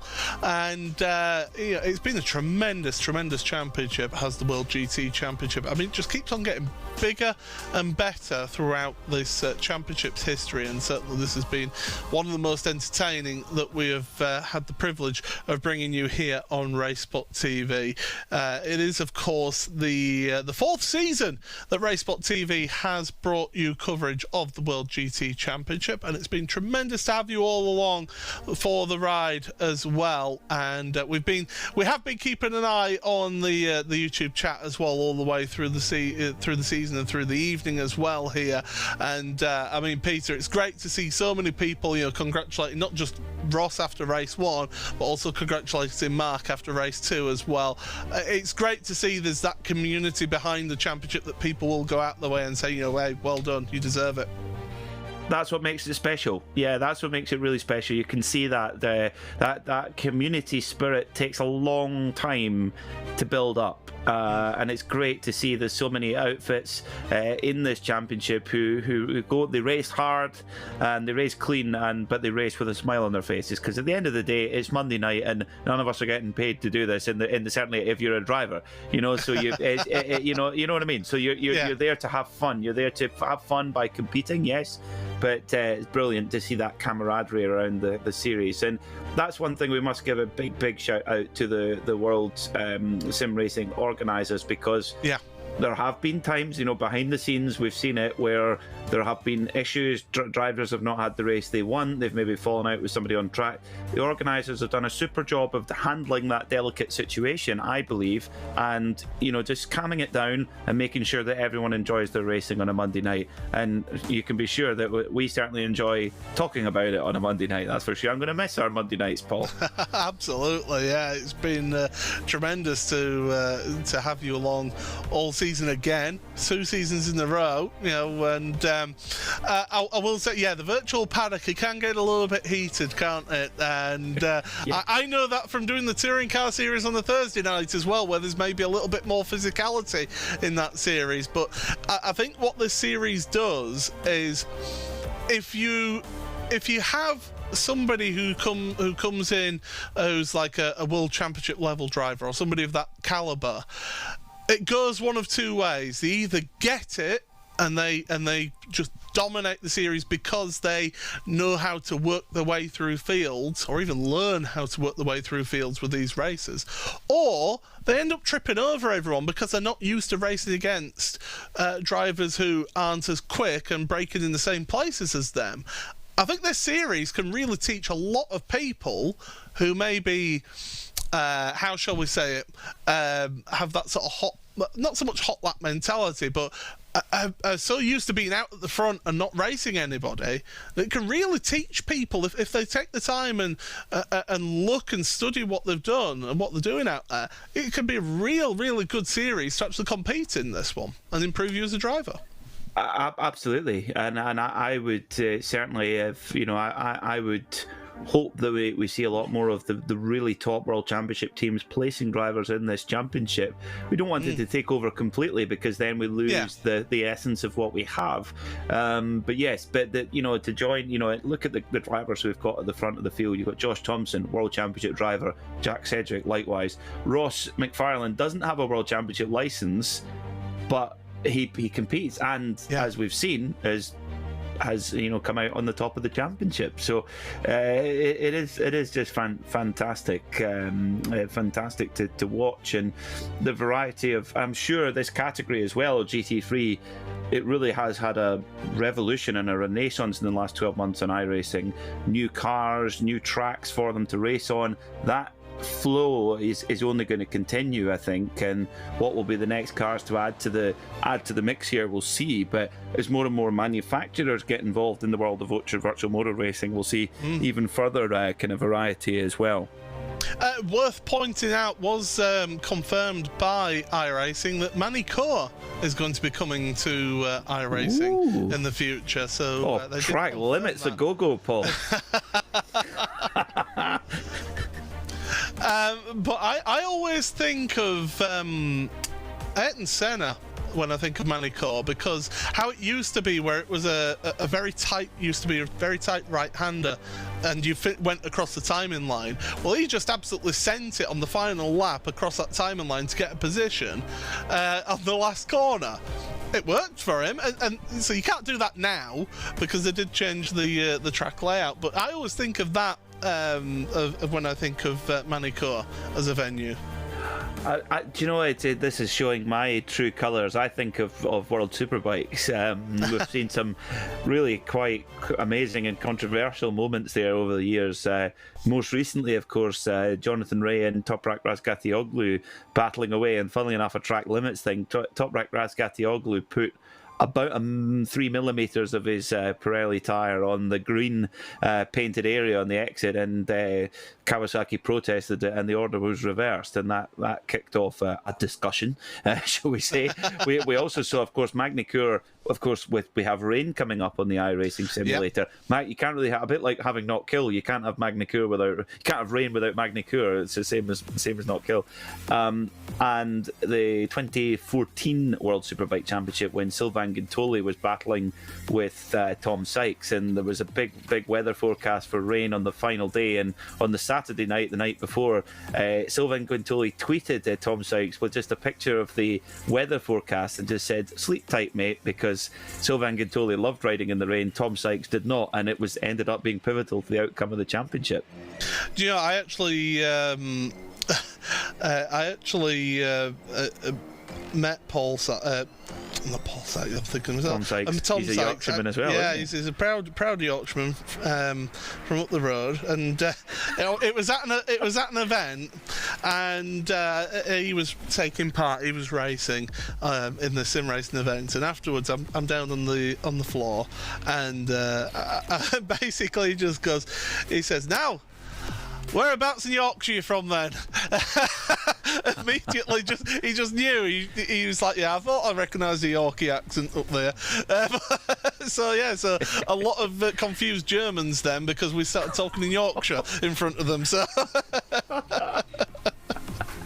Yeah, I think there were some pretty confused people from Manchester, I think, as well, with the Yorkshire tones. Yeah, right. No, Tom Sykes. He's a good character. He's a different character as well. He's now not necessarily your typical bike racer. You know, he's not the sunglasses and hair gel at the top level. You know, you don't be World Superbike champion by accident. Put it that way. I'm fascinated how he's going to get on this season on the Ducati and British Superbikes, a return to British Superbikes. I'm just trying to remember now if it's Tom that is the part owner of an airport up in Huddersfield. No, that is James Whittam. That's it. Yes, James Whittam. Yeah. Yes. Yeah. Fellow commentator now, of course, but yes. Obviously a former British champion, but a very, very good commentator too. Yeah, absolutely. He's you see, it's something in water around here, I tell you. It's all that tea you drink. If I drunk tea, then yes, I would. Would you not? No way. No hot drinks for me, thank you. Goodness. So no John Smiths, no tea. Yeah, alternative Yorkshireman. Listen, okay, you know, it's there's no judgment in our commentary box. It's an inclusive county. You do you.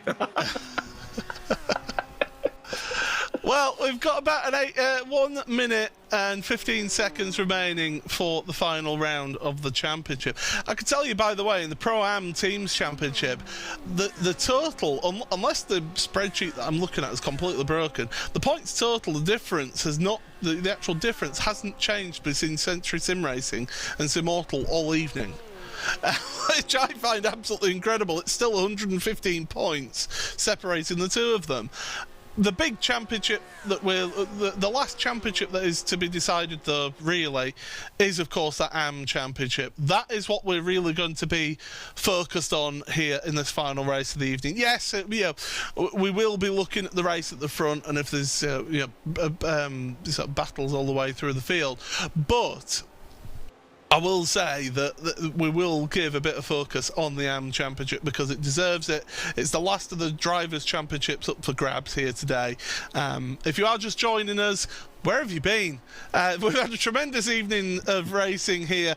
Ross McFarlane, after the first race, became confirmed as the Pro Drivers' Champion. Second year running, third Drivers' Championship for him in the series.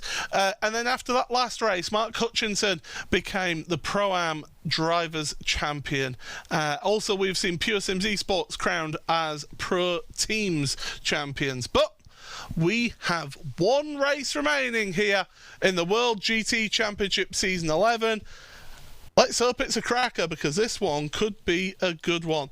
Looking forward to the start of this one and to the grid of this one, because, well, here we go. Front row of the grid, Michael Blake and Brian Krohn on the front row of the grid, with Jensen Adriansen and Simon Field, row number 2. Andy Archer and Jack Belton, row number 3.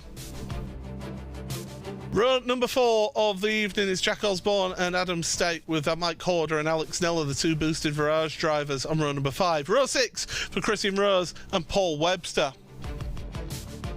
Row 7 of this final race is Pete Harrod and Lee Berridge, with Selim Senturk and Tim Perry on row number 8. Row 9 for Ashley Finch and Chris Van Den Ness.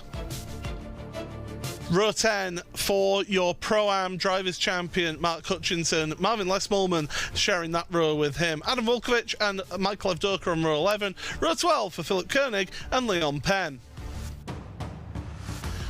Next row of the grid, row 13, Adam Watson and Reese Carroll, with Ross McFarlane, your Pro Champion, on row 14. Alongside him is Jack Sedgwick. Josh Thompson, your race winner from race 2, starting 29th, with Jesse Payne-Wilkins, 30th place. Row number 16, it is John Roberts with James Whitehouse, with Brendan Stacey and Mark Woodhouse on row number 17. Row 18 for Nick Salaputis and Eric Haag. 19th row of the grid for Toby Ward and David Nichols, with Martin de Jong and Adam Hedgecock sharing row number 20. Row 21 and the penultimate row of the grid is Andy Gilmore and Jeroen Kaiser. And the final row of the grid, AM Championship leader Lars van Rijn and Jonathan Walker.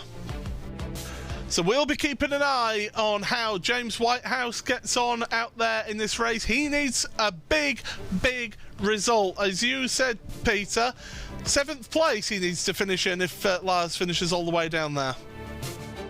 Yeah, there's a lot of ifs and buts and maybes, but we'll see. 20 minutes of racing will shake this out. And Lars van Rijn, for him, he's just got to keep the car clean and get it to the flag, and he should be the AM class champion. But they roll off behind the Chevy Silverado pace car. Be interesting to see how our leaders from race 1 and 2, how they cut through the pack. Is there any potential win on the cards for them? It's going to be a big ask coming from just inside the top 30.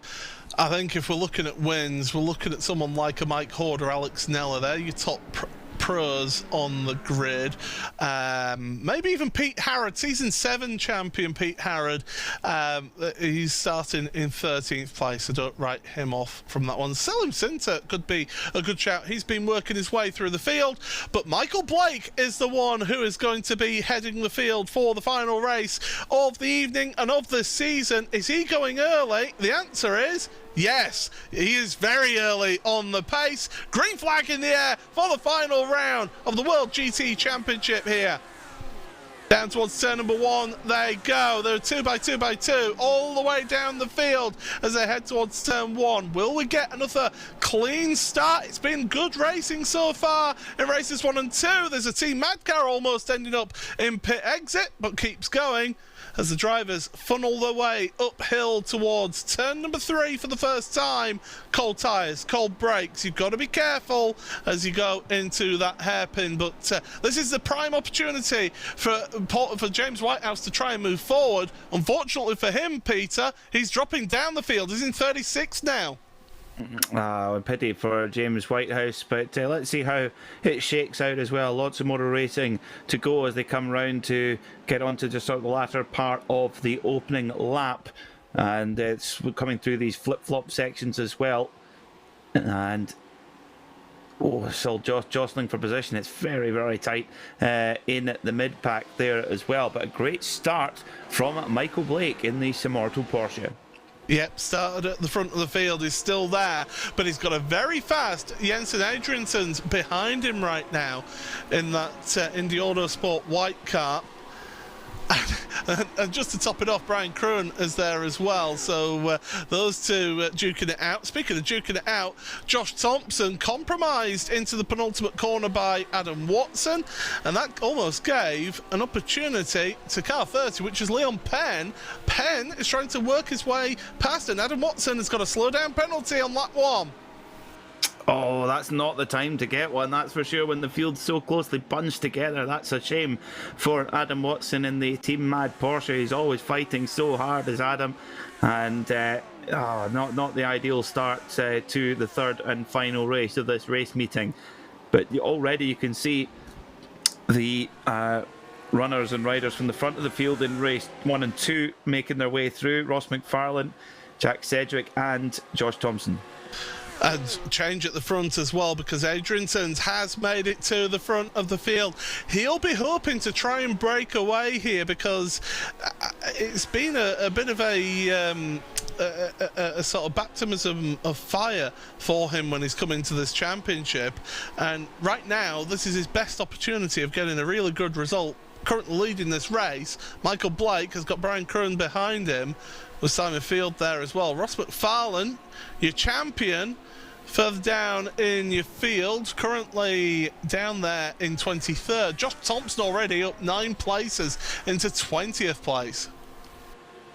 Yeah, it's a good start there from the Manxman in the Team Redline BMW, and there's Lee Berridge in 16th place in the beautiful blue and black boosted BMW. Lee Berridge, he had a kind of pro-am. He had a championship charge in his hands early on in the season, but just been a couple of unlucky finishes throughout the rest of the season.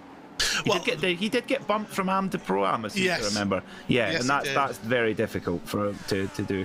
Yeah, it's almost a change of gear when you literally when you go from pro to from am to pro am. As oh my goodness, are going 3 wide into the hairpin here. This is what we were hoping wouldn't get caught out together. Leon Penn and Josh Thompson gets bumped wide. He takes gets forced into what's commonly known as the Max Verstappen Charles Leclerc line of battling people. Just force them off the track. It's fine apparently.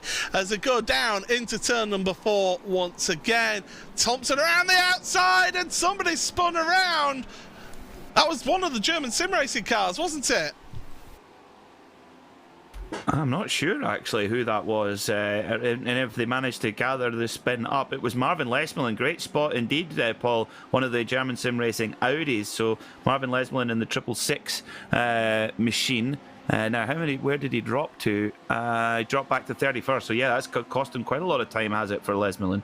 Yeah, we've got 2 drivers on pit road and seemingly out of the race. David Nichols and Jeroen Kaiser. Lars van Rijn is up to 41st in his AM championship drive, with James Whitehouse in 33rd. So he's still down 1 place, James, compared to where he started. He's gone the wrong way in this race, so it was always going to be a tall order for James in this last race to catch up that time, but you never say never in the World GT Championship. If is the biggest word in motorsport, and it's usually correct that that's the biggest word. As into the hairpin once again, this is Mike Horder, Jack Osborne, Paul Webster.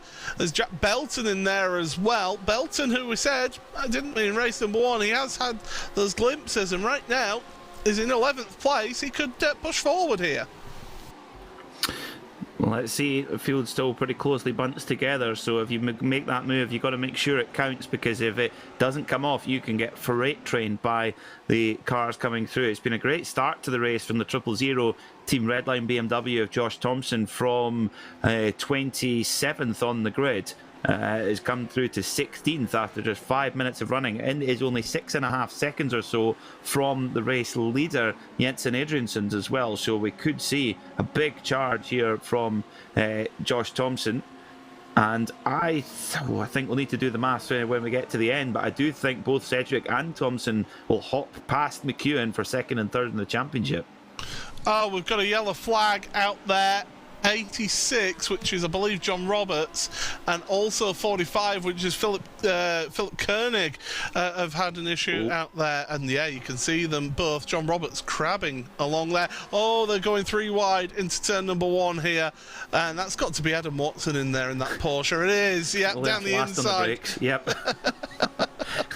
He does. He has absolutely no fear. It's Adam Watson. He'll go for it every time, and it's quite funny. He does get ribbed a little bit in the digital paddock for being a particularly hard racer, and it does sometimes it doesn't quite come off, but it's all in good fun, and I would say I think that's a good reputation to have in a Porsche. He's a bit of a Kevin Estre. Oh, speaking of Kevin Estre, pass on the grass, that's pass on the sand. Oh, Beth. And that's Poor what John happened. Roberts. Yeah, innocent party and all that was Jonathan. And then into the tyre barriers just to really put the exclamation point on that one as well for John. But yeah, very much the innocent party and all of that, just minding his own business. All of a sudden there's an Audi right in front of him sideways, and a part of the track where you can't really change your line once you're committed to it. I think that's known as the Craig Williams. Too soon? Oh my goodness. Ouch. Poor Craig. I really felt for him on Thursday. I really did. Oh, Centre gets a biff from his fellow Audi colleague Jack Belton, and Centre, he very quickly reclaims his place, and Christian Rose, I think, had to pull out of the gas there to let Centre by, who has a slowdown penalty there, I think, as does Jack Belton. Yeah. And look at this now, 4 wide in towards turn 1 here. Oh my goodness, Jack Sedgwick, there's Michael Evdoka there. Evdoka's been forced out wide onto the runoff. This is just, you can tell it's last day of school, can't you? It really is just bring your toys to school day here on the World GT Championship, and right now these drivers are certainly having a lot of fun out there on track into the hairpin once again, and Sedgwick is still under pressure and still not able to stay ahead much over Michael Evdoka. This is 15th and 16th places. This is World GT Championship as well. Every single place is so hard earned. There's a bit of a dive up the inside there from one of the Pearson's cars, that McFarlane, I think so. Yeah. Yes, it is. Trying to get past Lee Berridge. In fact, no, it's not. It is the number 30 of Leon Penn, yes, with the blue wheels, or purple wheels, and McFarlane going for the black wheels. But McFarlane did actually make a move and make a place, though, it must be said, in all of that. So got ahead of Van der Ness. And, Penn down the inside. Berridge is a tough cookie to get past. I know that from experience of racing against him in touring cars. But right now, it's GT racing. Although you'd think that was touring cars. Both of them around. Leon Penn's off to the inside. Berridge off to the outside and finds the tyre wall. Is that Berridge's race done? Well, Penn's on pit road. I think Berridge just carried on going there as Josh Thompson now up to 10th place in this race. He's wanting second place in this Pro Championship. The problem for him is Adrianson's right now, get this, a second and a half of a gap over Brian Krohn, who happens to be a fellow Indy Autosport racer as well. Yeah, and if you look at Josh Thompson he's driving superbly. They've really, I think, racing is such a mental game, it's such a mental sport, and Josh Thompson, I have no doubt in my mind that new contract, the new lease of life, new Team Redline, one of the best in the business, I think he's driving with a real swagger and confidence and showing us just how much of a fast driver he is, and coming through from just inside the top 30 up to 10th, really impressive. However, he is, with all of that overtaking, of course, he actually is about exactly the same time to the leader as he was about 5 minutes ago. So although he's gaining the places, the track positions, he's still got time to make up on Adrianson's. Well, we've got half of the race still to go here. And as Jack Sedgwick now moving ahead of Salem Centre, and that is going to be Michael Evdoka moving ahead of Jack Belton as well. So Evdoka up a position in all of that as well. So at the moment, at the front of the field, it is Jensen Adriansson who leads this one by 2.1 seconds now. It's absolutely incredible drive from him. I said he wanted to run away at the front of the field, and he's doing exactly what he needs to do. Brian Krohn, second place for Indy Autosport as well for the red team. doing a fantastic job in that Porsche. Andy Archer, 3rd place. Really good racing from Andy in this final race of the season, up 2 places. Adam State, 4th, another one in the Porsche as we go 3 wide. That's Pete Harrod, that's Ross McFarlane, and that's the 83 of Tim Perry. They're all duking it out down in down what 20th place? No, that's not 20th place. That's 17th, 18th, 19th places.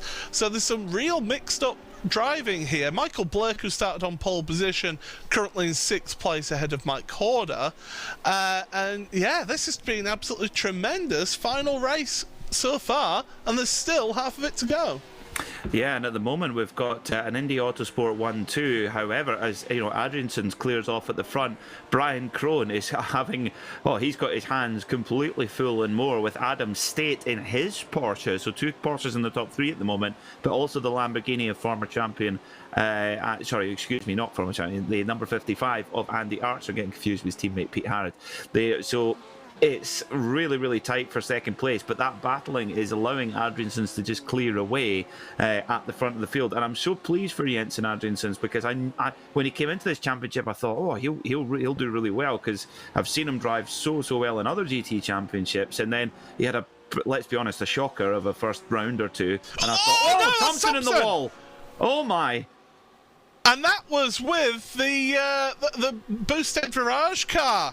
Now, does Thompson push that boosted Virage car off track at turn 1, and then therefore they've come back on? Well, I think that deserves a replay. Adam State is putting the pressure on in this one, then onto the brakes, but that's ruined Josh Thompson's chance of a 2nd place in the Pro Championship. But he's had to be aggressive moving forward. Here we go. I mean, Alex Nella. Hits the curb. It's still not great, though, is it? Between both of them, that is. I think it's an honest mistake from Thompson. I'll be really honest. I think he just clipped the curb on the inside, and that kind of run him into the side of Nella. And Nella really. Speaking of Nella. Yeah, probably just a bit hot under the collar, possibly. I think he might have damage from that, Yeah. Yeah, Alex. Maybe just a quick check of the mirror. It's all happening very quickly. That's the one thing. But that's a pity for Josh Thompson, because he was driving really, really well there.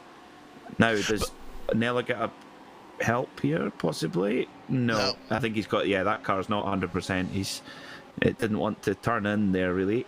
But back at the front, Brian Crone hold on to 2nd position from Adam State in his Porsche, the blue Porsche there, and Andy Archer in 4th in the Lamborghini Huracan for Century Sim Racing. And Adrianson's, there he is at the front in the Audi. He's clearing, he's checking out.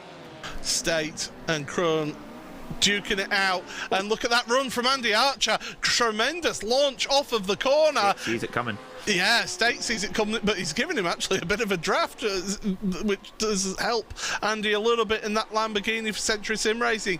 Onto the brakes, Brian Crone giving the space. You can get on the power a little bit earlier running that wider line, and he slots back in behind State. Sedgwick up to 7th place ahead of Michael Blake, who actually loses 2 places to Paul Webster. But do you know what would have solved that problem at turn number 1? As there goes Crone into State, the 2 of them bumping and barging, and Andy Archer says, "Thank you very much, I'll take that place now." He does indeed, yeah, and Adam State's going to have to get right back on it here to not lose the scent of these this pair. As Jack Belton off in the Audi Sport Slovakia machine, and Crone hanging on to 2nd for now. But this is a super tussle here for 2nd place honours, and Andy Archer's got a super run out the final corner. He's going to try and stuff it up the inside. You've got to make sure you get this to count, though. As we saw, this can come wrong, and Andy Archer just backs out of it, quite conservative there, and just hesitates slightly, and that gave Crone in the red Porsche a little bit of a gap, and it's also given Adam State the opportunity to make a move. Here's what's happened to Jack Belton then. It's Ross McFarlane behind. Our champion. Oh, dear. Oh, and how everybody has been able to avoid that. I mean, great awareness from drivers to be able to avoid that spinning car. Great heads-up driving from all of them. Not like Ross McFarlane. Well, gloves are off now. He's won a championship.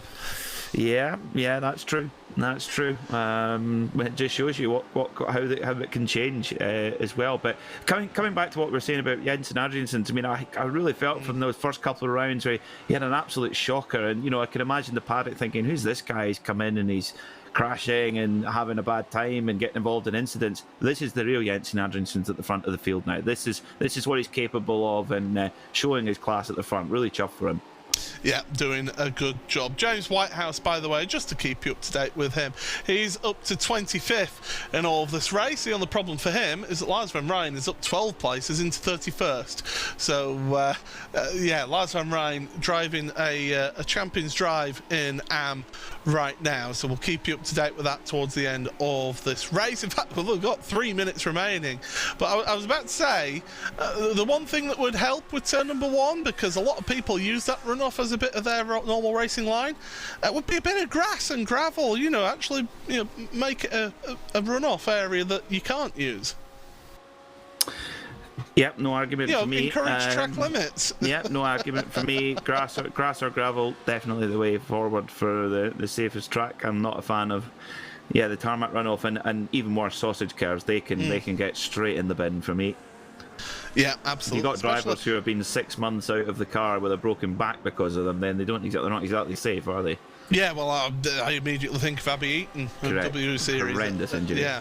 And completely unnecessary as well. Yeah. Oh, Michael Blake getting a bit of a squeeze there from our champion Ross McFallon. Ross has got the... He's really going for a race, isn't he? He's gunning for a race. 2 minutes and 15 seconds remaining here.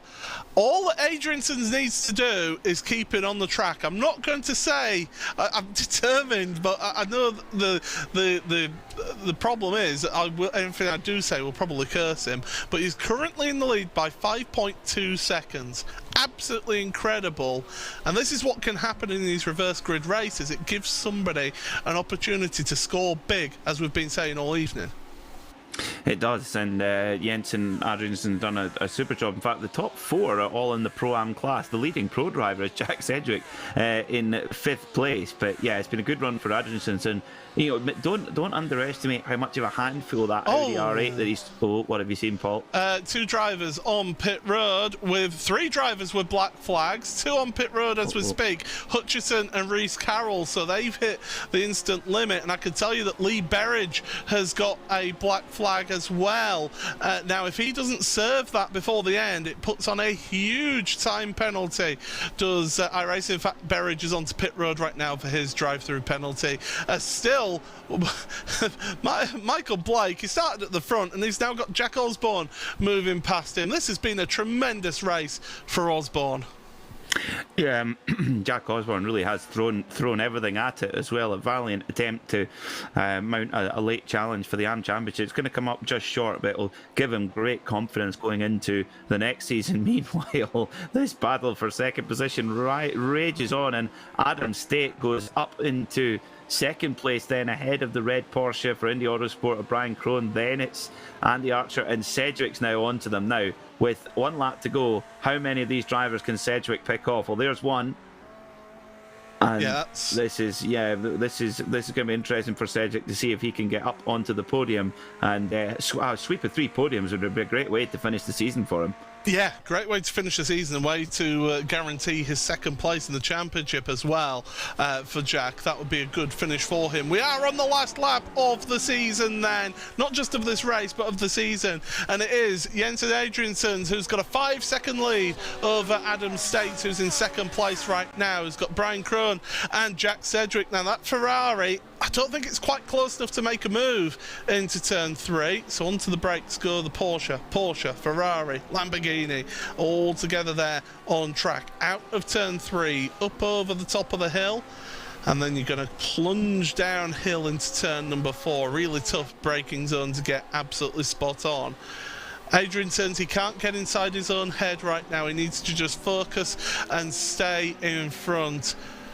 Round the right-hander, Sedgwick isn't close enough yet, but we know that he can make moves in places that other drivers don't make moves. Through the left-hander, just a few corners remaining in this one, as Brian Crone Back end sliding out a little bit on him. I think he's going to have to settle for third place at best. But here comes Sedgwick with the run out of the S's, looking to the outside line for the penultimate corner. But we need to look forward in just a second. There goes Sedgwick into third place. But look at the forward then. Jensen Adriansons, don't celebrate too early. Get across the line. There you are. You are a race winner in the World GT Championship. A Pro-Am takes the final race win of the season. Adam State comes across the line just ahead of Jack Sedgwick. What a podium it is for him. Across the line together, one of the Simmortal cars. That was Michael Blake just finishing ahead. But looking further back, where's Lars van Rijn? That's the person we want to see, because he's coming across the line in just a few seconds. There he is, because that is your AM champion of season 11 of the World GT Championship. Tremendous stuff from Lars to really secure it in the previous round, and then to cement it all today. Absolutely fantastic stuff from Lars. And well, Peter, what an evening we've had here. Yeah, it's been a fantastic way to close off the season. Some fantastic racing all the way through these 3 races. And when's next season? That's all I want to know. I think a lot of these drivers and a lot of people wanting to join the championship will want to know as well. But look at that, Jensen Adriansons then ended up a winner in the final race of this season for Indy Autosport White. 4.4 seconds ahead of Adam State, who's in second place. Your top pro, Jack Sedgwick, finishing third, with Brian Crone finishing just outside the podium in fourth place. Andy Archer, Simon Field, Mike Horder, Paul Webster, Michael Evdoka and Ross McFarlane rounds out your top 10. 11th place and your top AM in this race, Jack Osborne, finishes a great result for him. Great 3 results for Jack Osborne in these races. Top AM in all 3 races, in fact, for Century Sim Racing. Michael Blake for Simmortal finishing in 12th place ahead of Pete Harrod, Adam Watson, Tim Perry, Christian Rose, Ashley Finch, Chris van der Ness, Adam Volkovich and Marvin Lesmolman. James Whitehouse, it's what could have been for him as he finishes 21st in this race ahead of Jack Belton. Eric Haag and Alex Nella then ahead of Woodhouse, Carol Hutchinson, your Pro-Am champion. Your AM champion, Lars van Rijn, finishes 28th for Boosted Simsport. Tremendous result for him, and congratulations to him. Adam Hedgecock and Selim Senturk round out your top 30. Toby Ward 31st then ahead of Andy Gilmore, Nick Salaputis and Lee Berridge ahead of Martin de Jong, with Philip Koenig dropping down the field in 36th ahead of Brendan Stacey. John Roberts, your last driver on the lead lap, with Jesse Payne Wilkins 1 lap down in 39th. Those drivers that did not finish, Josh Thompson, that's a big one right there, in 40th place. And the final few positions, Leon Penn, Jonathan Walker, David Nichols and Jeroen Kaiser all did not finish that race. And Peter, I suppose we'll get straight on it really, because we've got one of our admins here to have a word with us. It's been a tremendous season. Peter, take it away with Alex Nella, the man who gave us a few headaches through the season, it must be said. Yeah, Alex, hello, welcome to the RaceSpotTV commentary box. What I'd like to know is, what's more difficult, putting it on the limit on a qualifying lap at Mosport in your Lamborghini Huracan, or setting up a session with the correct amount of fuel?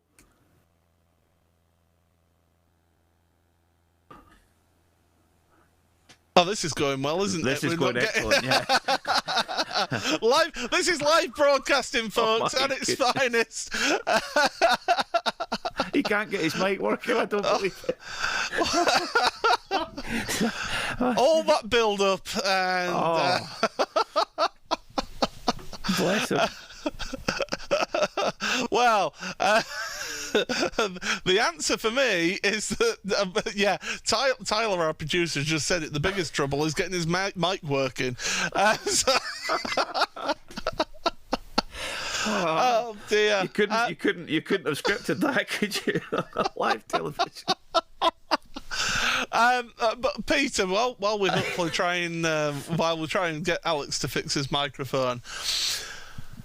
what an evening's entertainment that was. There was so much on the line going into this round of the championship, and it certainly delivered once again as the World GT Championship. It has, in spades. We've gone to some fantastic circuits. We've had super racing in all three classes, and the recipe, I'm sure it's been honed all the time throughout the last 12 seasons. The recipe for me, the World GT Championship, is arguably one of the very best, if not the best, in virtual motorsport. The combination of top-line drivers, camaraderie, drama, it all comes together in a perfect mix, and it's just so great to be involved. Well, let's have a word with somebody that we know whose microphone works here on the broadcast, and it's your pro champion, Peter. Take it away. Ross, you're making a habit of this, coming in for a chat. Congratulations on your Pro Class Championship here in the World GT Championship, defending your title, but just explain to our viewers just how difficult it was to defend that title this season. Yeah, it's been tricky. There've been a handful of guys who, week in, week out, have probably had the upper hand. I mean, I can't not mention Mr. Luke McEwen. It's a shame that he wasn't able to finish the championship out the way he probably would have wanted to, and I'm sure everyone else would have. He's been the strongest driver all season, and I think just a bit of polishing here and there, and he'll be winning championships like this easily. Yeah, I have to agree with that. It's very good of you to mention that, I think. I mean, Pure Sims Esports, Ross, you've stuck very loyal to this Lamborghini Huracan over the course of basically since it came onto the service. I mean, how important has that continuity been for you guys with the setup and going to each track and hitting the ground running? Yeah, it's a comfort thing. You get used to the way a car drives. I mean, I think that most of us are at a level where we can probably jump into another car and maybe 2-3 hours practice. You're pretty much on pace with where you should be. But yeah, that comfort of coming in, week out, driving the same car, and especially the same platform, that mid-engine, front engine, rear engine, they drive quite differently. I'm definitely a mid-engine kind of driver, so it really helps me out being able to just drive that same car week in, week out. Funnily enough, in Edinburgh today, Ross, I saw a blue Lamborghini going by. It wasn't you, was it? I wish it was, but no, it was not. You need to ask Ash for a raise. Definitely. Speaking of team boss Ash Sutton, I would imagine he'll be quite chuffed with your double success, both in the touring car series and the GTs, I would imagine. Yeah, I'm sure he's pleased. They've been tricky championships, very, very tough opposition, some big team names, and obviously getting to race with him and a couple of the other touring car guys in the touring cars was good fun. But yeah, ultimately it's been a pretty good league season with the two, and I've really enjoyed it.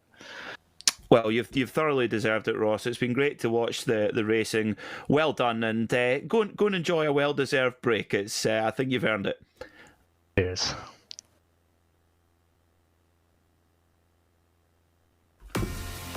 Right, well, hopefully now things are working here so that he can actually answer your question here, Peter. It's Alex Neller who's representing our the admin team of the World Sim Racing. So yes, answer Peter's question first. Which is more difficult? Well, I do like to do things on the second try. Could you repeat the question, please? Well, Alex, the one thing is for certain, we're going to have another great in our virtual paddock. We're going to have another great meme from Toby Ward. That's for sure. He's probably putting it together right now. The question was, what's more difficult, an on the limit qualifying lap in your Lamborghini Huracan around somewhere like Mossport or somewhere like that, or setting up the session in between when you're having to think about your driving and trying to set up a session with the correct amount of fuel in it? What is more difficult? Well, given the amount of difficulty it's taken me to get my microphone working, I've kind of answered that question already, to be honest. Yeah, it's I will say the iRacing interface is not the most intuitive, but I only made one or two mistakes. That's not bad. It's a fairly decent uptime percentage in terms of success. So yeah. It would be a grade A if you were at school, that percentage, Alex. You're absolutely right. And now, in all seriousness, you've obviously got your racing in the championship up near the front of the grid, Alex. How difficult is it for you to kind of focus on your driving when you've got to have one eye on making sure you run such a smooth event as you do? Well, I mean, to be honest, it's not too bad. Because I've got Matt and Andy working with me all the time, and Jamie as well for the World Touring Cars. And I've got the other guys from Boosted. I've got Tim and Mike and Lars and Hedge, all working on the setups whilst I might be doing other things related to the running of the series. So I'm lucky that I've got enough people behind me that to a certain extent I can just jump into the car and race and hopefully keep it pointing in the right direction. I didn't manage it tonight, but I haven't managed it most nights, to be honest. I'm kind of kidding myself. Maybe I should take a step back. No, not at all. Not at all. I mean, Alex, on an overall look of the championship, I mean, tell us your feelings of how the season has gone in general and the competition we've seen, and also I mean, in my opinion, it's gone fantastic. And how does that make you feel heading into next season? Because it just seems the championship keeps going to strength from our seat. You're absolutely right. The competition, particularly in the lower two classes, just gets better and better. The pace that we see nowadays in the Pro-Am and Am classes is so impressive. It makes our job even more difficult when it comes to actually assigning drivers into the two classes, because there's so little between everyone nowadays. As Ross said, it's a shame that we didn't have a run down to the final race in the pro category, but it doesn't always work out. It's a shame that Luke couldn't be here tonight, but I'm sure he had his reasons. But it's not as if Ross doesn't deserve it, so a big congratulations to him. Yeah, I would agree with that. It's been a really tough title fight throughout the season. Then, Alex, finally, before we let you go, what can you tell us about future plans for World GT? I'm sure everyone's on tenterhooks to hear any scoops you might have to share with us. Well, nothing is set in stone just yet.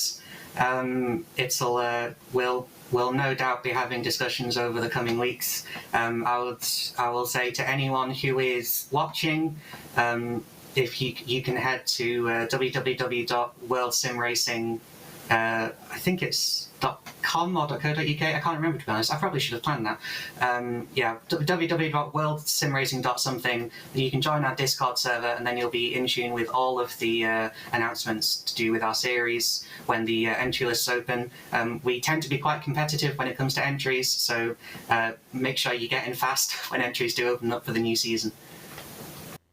Brilliant stuff. Well, Alex, well done on not only on running a great championship, but some great racing and driving from your side as well. Go and enjoy a well-earned rest. You've definitely earned it, that's well, for sure.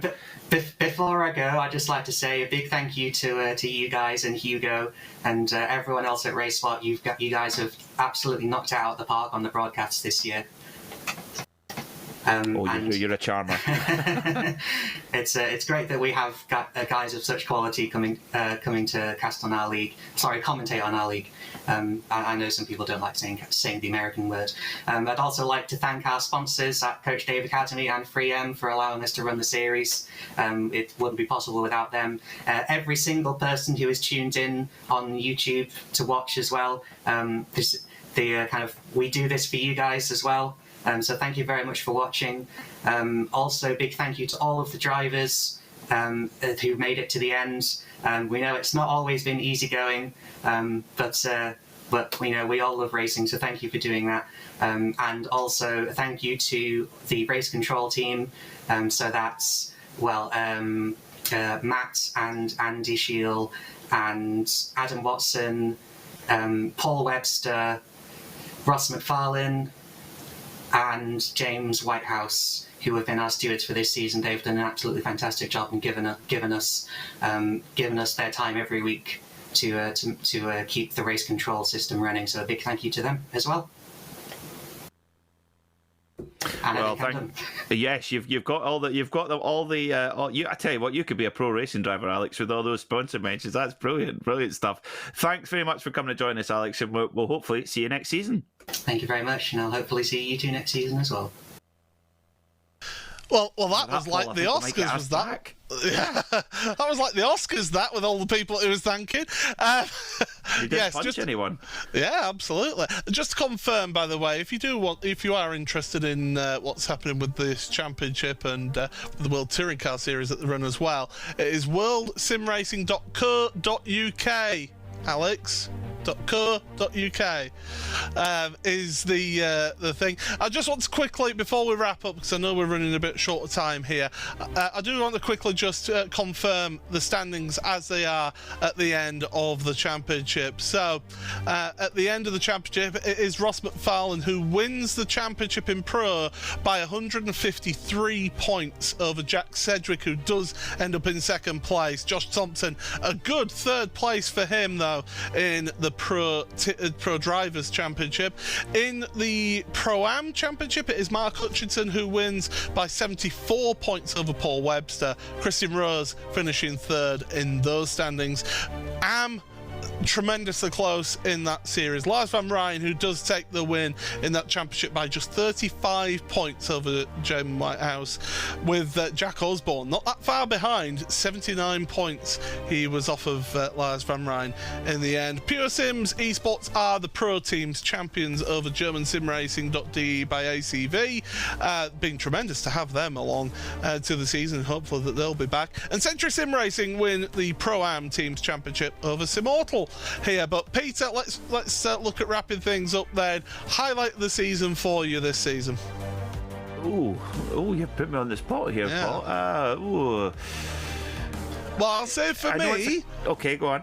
For me, it has got to be Sebring, that ultimate domination of Luke McEwen over everybody else in the field. But not just that, the fights that we were having all the way through the field in that endurance race as well. That was a really special race. For me, it was a close one. If I was to pick out one specific race, it was the endurance round at Watkins Glen, which was round 10, if my memory serves me correctly.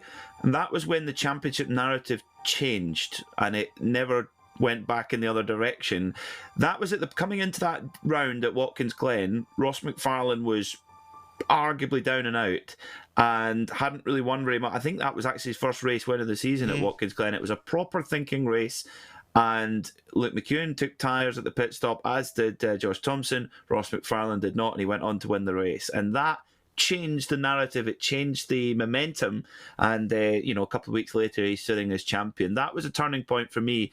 As a more general point, the battle for the championship, you had Luke McEwen, as Ross said, the benchmarking pace, but Ross got the job done by delivering those consistent points. That dynamic has been fascinating to watch throughout all the races, over 12 race meetings. Yeah, absolutely. It's been tremendous to have everyone here along for the ride. Thank you so much to everybody at RaceSpotTV, Hugo Luis and Tyler Maxon for producing the broadcast. Peter Mackay, also we had Chaz Draker as well coming for a couple of rounds, so thank you for him stepping in as well. I have been Paul Smith. Thank you so much to everyone. If you do want to keep up to date with everything happening RaceSpotTV wise, make sure you head on over to our social media, RaceSpotTV, under all of the handles. Until next time in the World GT Championship, it's congratulations to Ross McFarlane, Mark Hutchinson and Lars van Rijn. But from everybody here, it's goodbye.